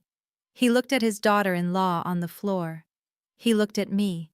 There was no fight left in him, just a dull resignation. Judge Williams banged his gavel. It was a singular sharp crack that brought order to the chaos. Bailiffs removed the defendant from the courtroom. He ordered, "Take her to the holding cell." The marshals hauled Ashley to her feet. She was limp now, all the fight drained out of her. They dragged her through the side door. Her wails echoed in the hallway until the door clicked shut. Judge Williams looked down at the remaining plaintiffs. He looked at Davis, who was staring at his desk as if he wished he could dissolve into the molecules of the wood. Mr. Davis, the judge, said, his voice cold as liquid nitrogen. I assume you have no rebuttal. Davis stood up. He did not look at the judge. He did not look at his clients. No, Your Honor, he whispered. No rebuttal. Judge Williams nodded. He shuffled his papers. He adjusted his glasses. He looked at me. There was a flicker of a smile in his eyes, a moment of shared professional respect. "Justice Henderson," he said, "please approach the bench." I walked forward. Davis stayed where he was. "The court finds the plaintiff's case to be entirely without merit," Judge Williams said, his voice projecting to the room. "The evidence presented by the defense is overwhelming and quite frankly disturbing." He looked at Marcus and Latoya. "Not only is this lawsuit dismissed with prejudice, meaning it can never be filed again, but I am taking further action." He picked up a pen and signed an order. "Based on the testimony and evidence provided today, specifically the admission of abandonment, the flight records proving premeditation, and the video evidence of attempted arson and property destruction, I am issuing a bench warrant for the arrest of Marcus Washington and Latoya Washington." Latoya gasped. "Arrest," she cried. "But we are the parents. You cannot arrest parents." "I am also referring this matter to the District Attorney's Office for immediate prosecution on charges of perjury, fraud, conspiracy to commit theft, and filing false legal documents." Judge Williams continued, ignoring her.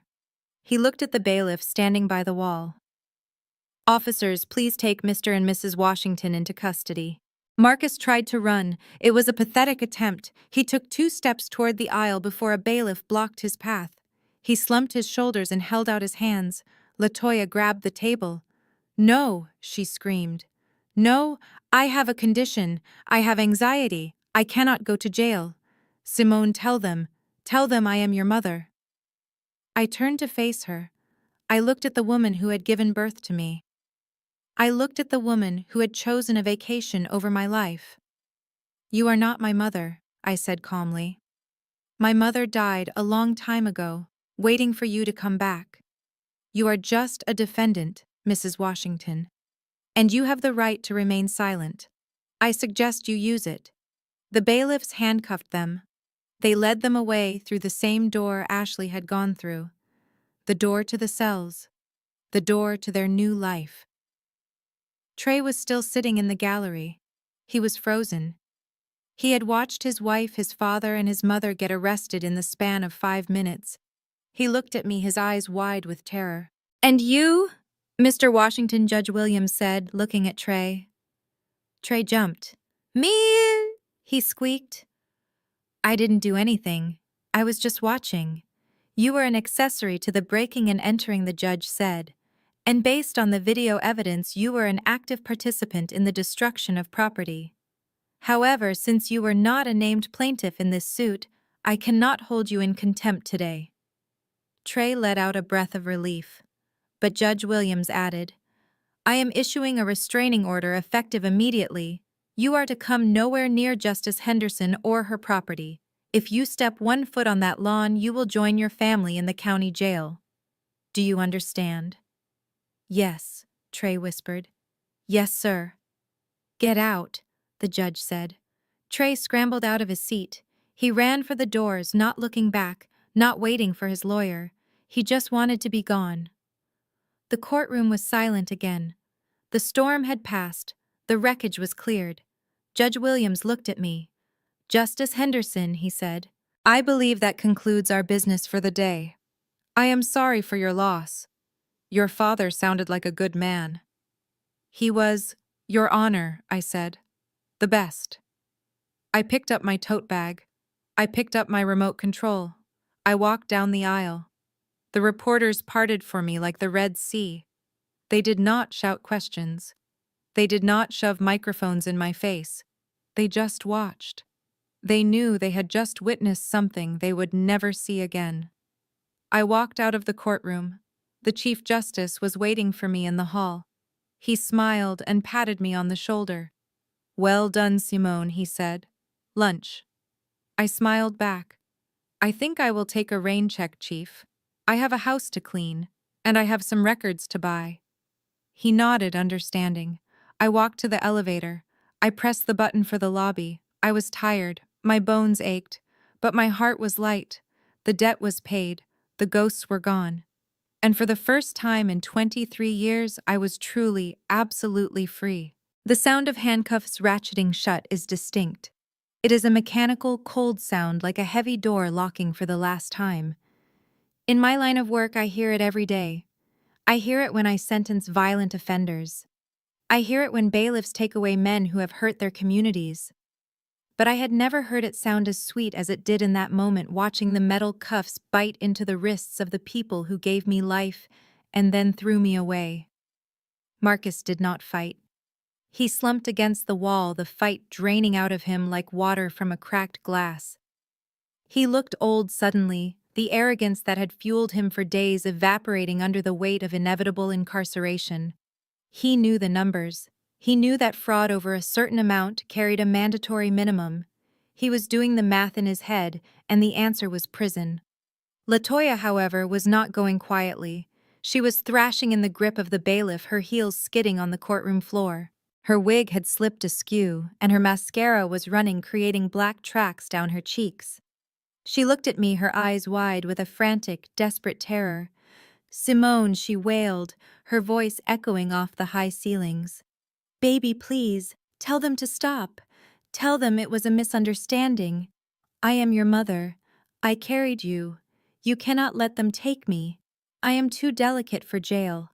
I have claustrophobia." I watched her. I watched the woman who had packed a suitcase for Cabo while I packed a backpack for a day trip. I watched the woman who had sipped champagne while I slept on a cot in a police station. I felt nothing. The anger was gone. The hurt was gone. There was only a vast, quiet emptiness where my need for her approval used to be. The bailiffs began to drag them toward the side door, the same door Ashley had disappeared through. It was the door to the holding cells, the door to the tunnels that led to the county jail. "Wait," I said. The bailiffs paused.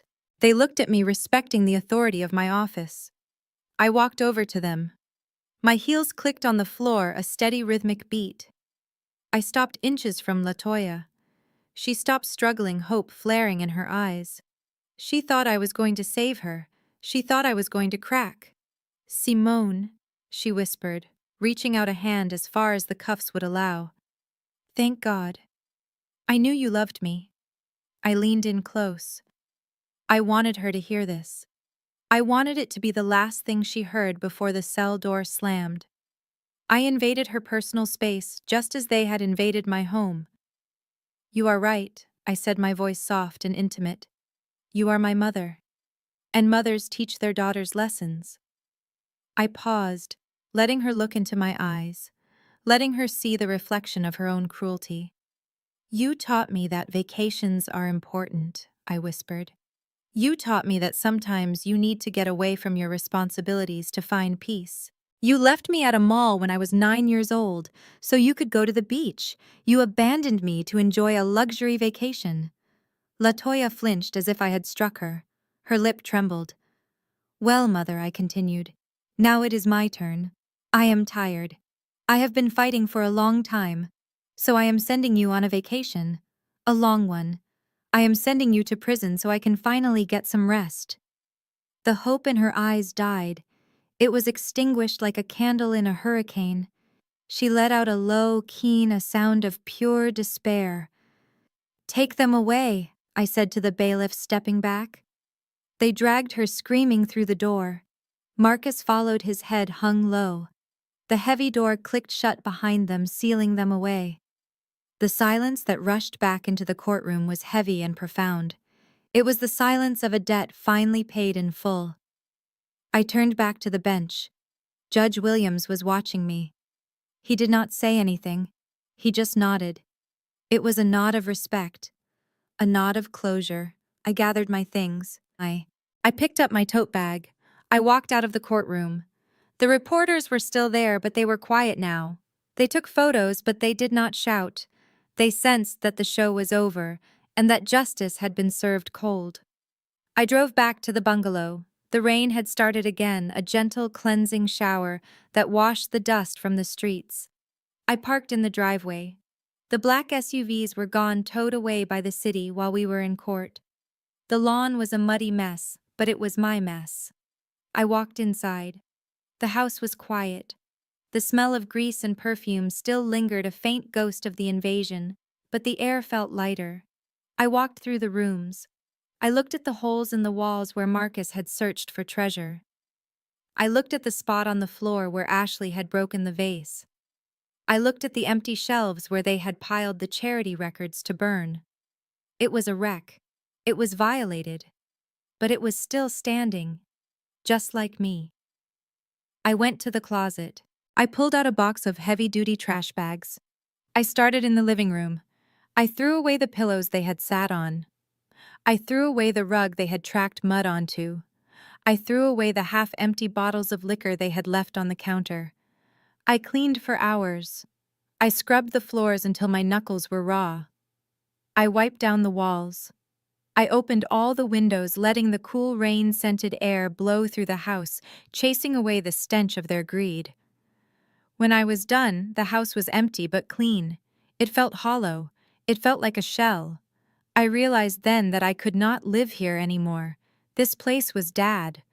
It was his smell, his memories, his life. But now it was tainted. The memory of Marcus eating ice cream on the porch would always be superimposed over the memory of Dad drinking tea.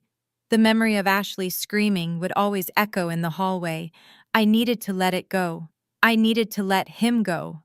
I walked into the small back room, the one they had tried to burn down. The binders were still there, slightly scorched at the edges, but intact. I ran my hand over the spines. This was the real treasure. Not the money. Not the house. This was the legacy. I sat down at the small desk and I pulled out my laptop. I opened a new document. I typed a letter. It was a letter to the board of directors of the Chicago Children's Advocacy Center.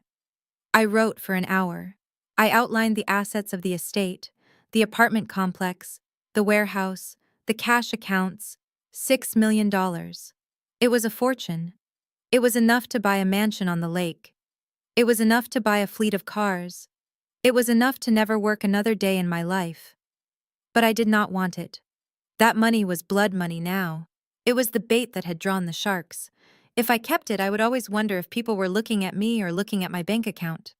I typed the final paragraph.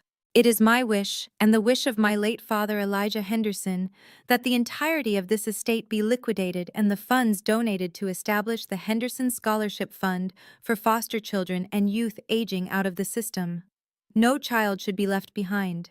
No child should sit on a bench waiting for parents who never come. I hit print.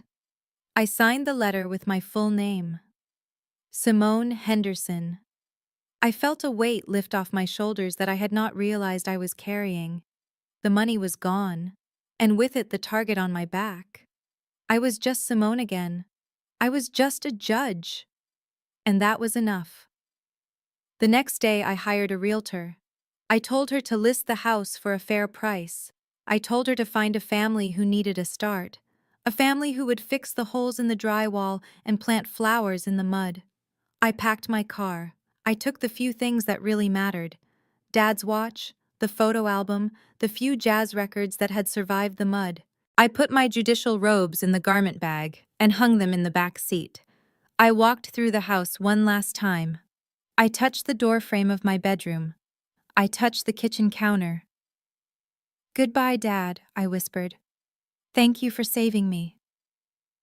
I walked out the front door and locked it. I put the key under the mat, not because I was leaving it for intruders, but because I was leaving it for the future. I got into my car. I started the engine. The rain had stopped. The sun was breaking through the clouds, casting a golden light on the wet pavement. My phone buzzed on the passenger seat. I picked it up. It was a text message from Sarah, my clerk. It read simply, "Congratulations, Justice. The district attorney just filed the paperwork. Marcus and LaToya are being held without bail. The charges are fraud, perjury, and conspiracy. They are looking at 15 to 20 years. Justice is served." I stared at the screen. 15 years. They would be old when they got out. They would be broken. They would have nothing. They would know exactly what it felt like to wait for a rescue that was never coming. I put the phone down. I shifted the car into drive. I looked in the rearview mirror. I saw the bungalow shrinking in the distance. I saw the empty driveway. I saw the past fading away. A smile spread across my face. It started small, a twitch at the corner of my mouth, and then it bloomed into something genuine and bright. It was the smile of a girl who had finally gotten off the bench. I turned on the radio. A jazz station was playing. It was a Coltrane song, Blue Train, Dad's favorite. I turned it up. I rolled down the window. I let the wind blow through my hair. I was 32 years old. I had a job I loved. I had a name I was proud of. And I was free. I drove toward the highway, toward the city skyline rising in the distance. I did not know where I was going to live. I did not know what I was going to do for dinner. But for the first time in my life, I knew exactly who I was. I was Simone Henderson, and I was unstoppable. I look back now and I see my own mistakes clearly. I stayed silent for too long, hoping blood would protect me. Don't do what I did. This story was never about family revenge, even if it may sound like family revenge to some. It was about truth, boundaries, and surviving family betrayal without losing yourself. My strength did not come from anger, but from faith. I trusted God when my voice shook. I trusted God when lies felt overwhelming. And when the truth finally stood firm, I knew God had never left me. Here is my lesson: document the truth, protect your dignity, and never let family betrayal turn you into someone you're not. What people call family revenge fades quickly, but breaking the cycle of family betrayal lasts a lifetime. If this story spoke to you, please comment where you're watching from, share it with someone who might need it, and subscribe for more meaningful stories. Thank you so much for staying with me until the very end. And a gentle note before you go: upcoming stories may include thoughtfully adapted details created for educational purposes. If that's not for you, feel free to step away and choose content that suits you better.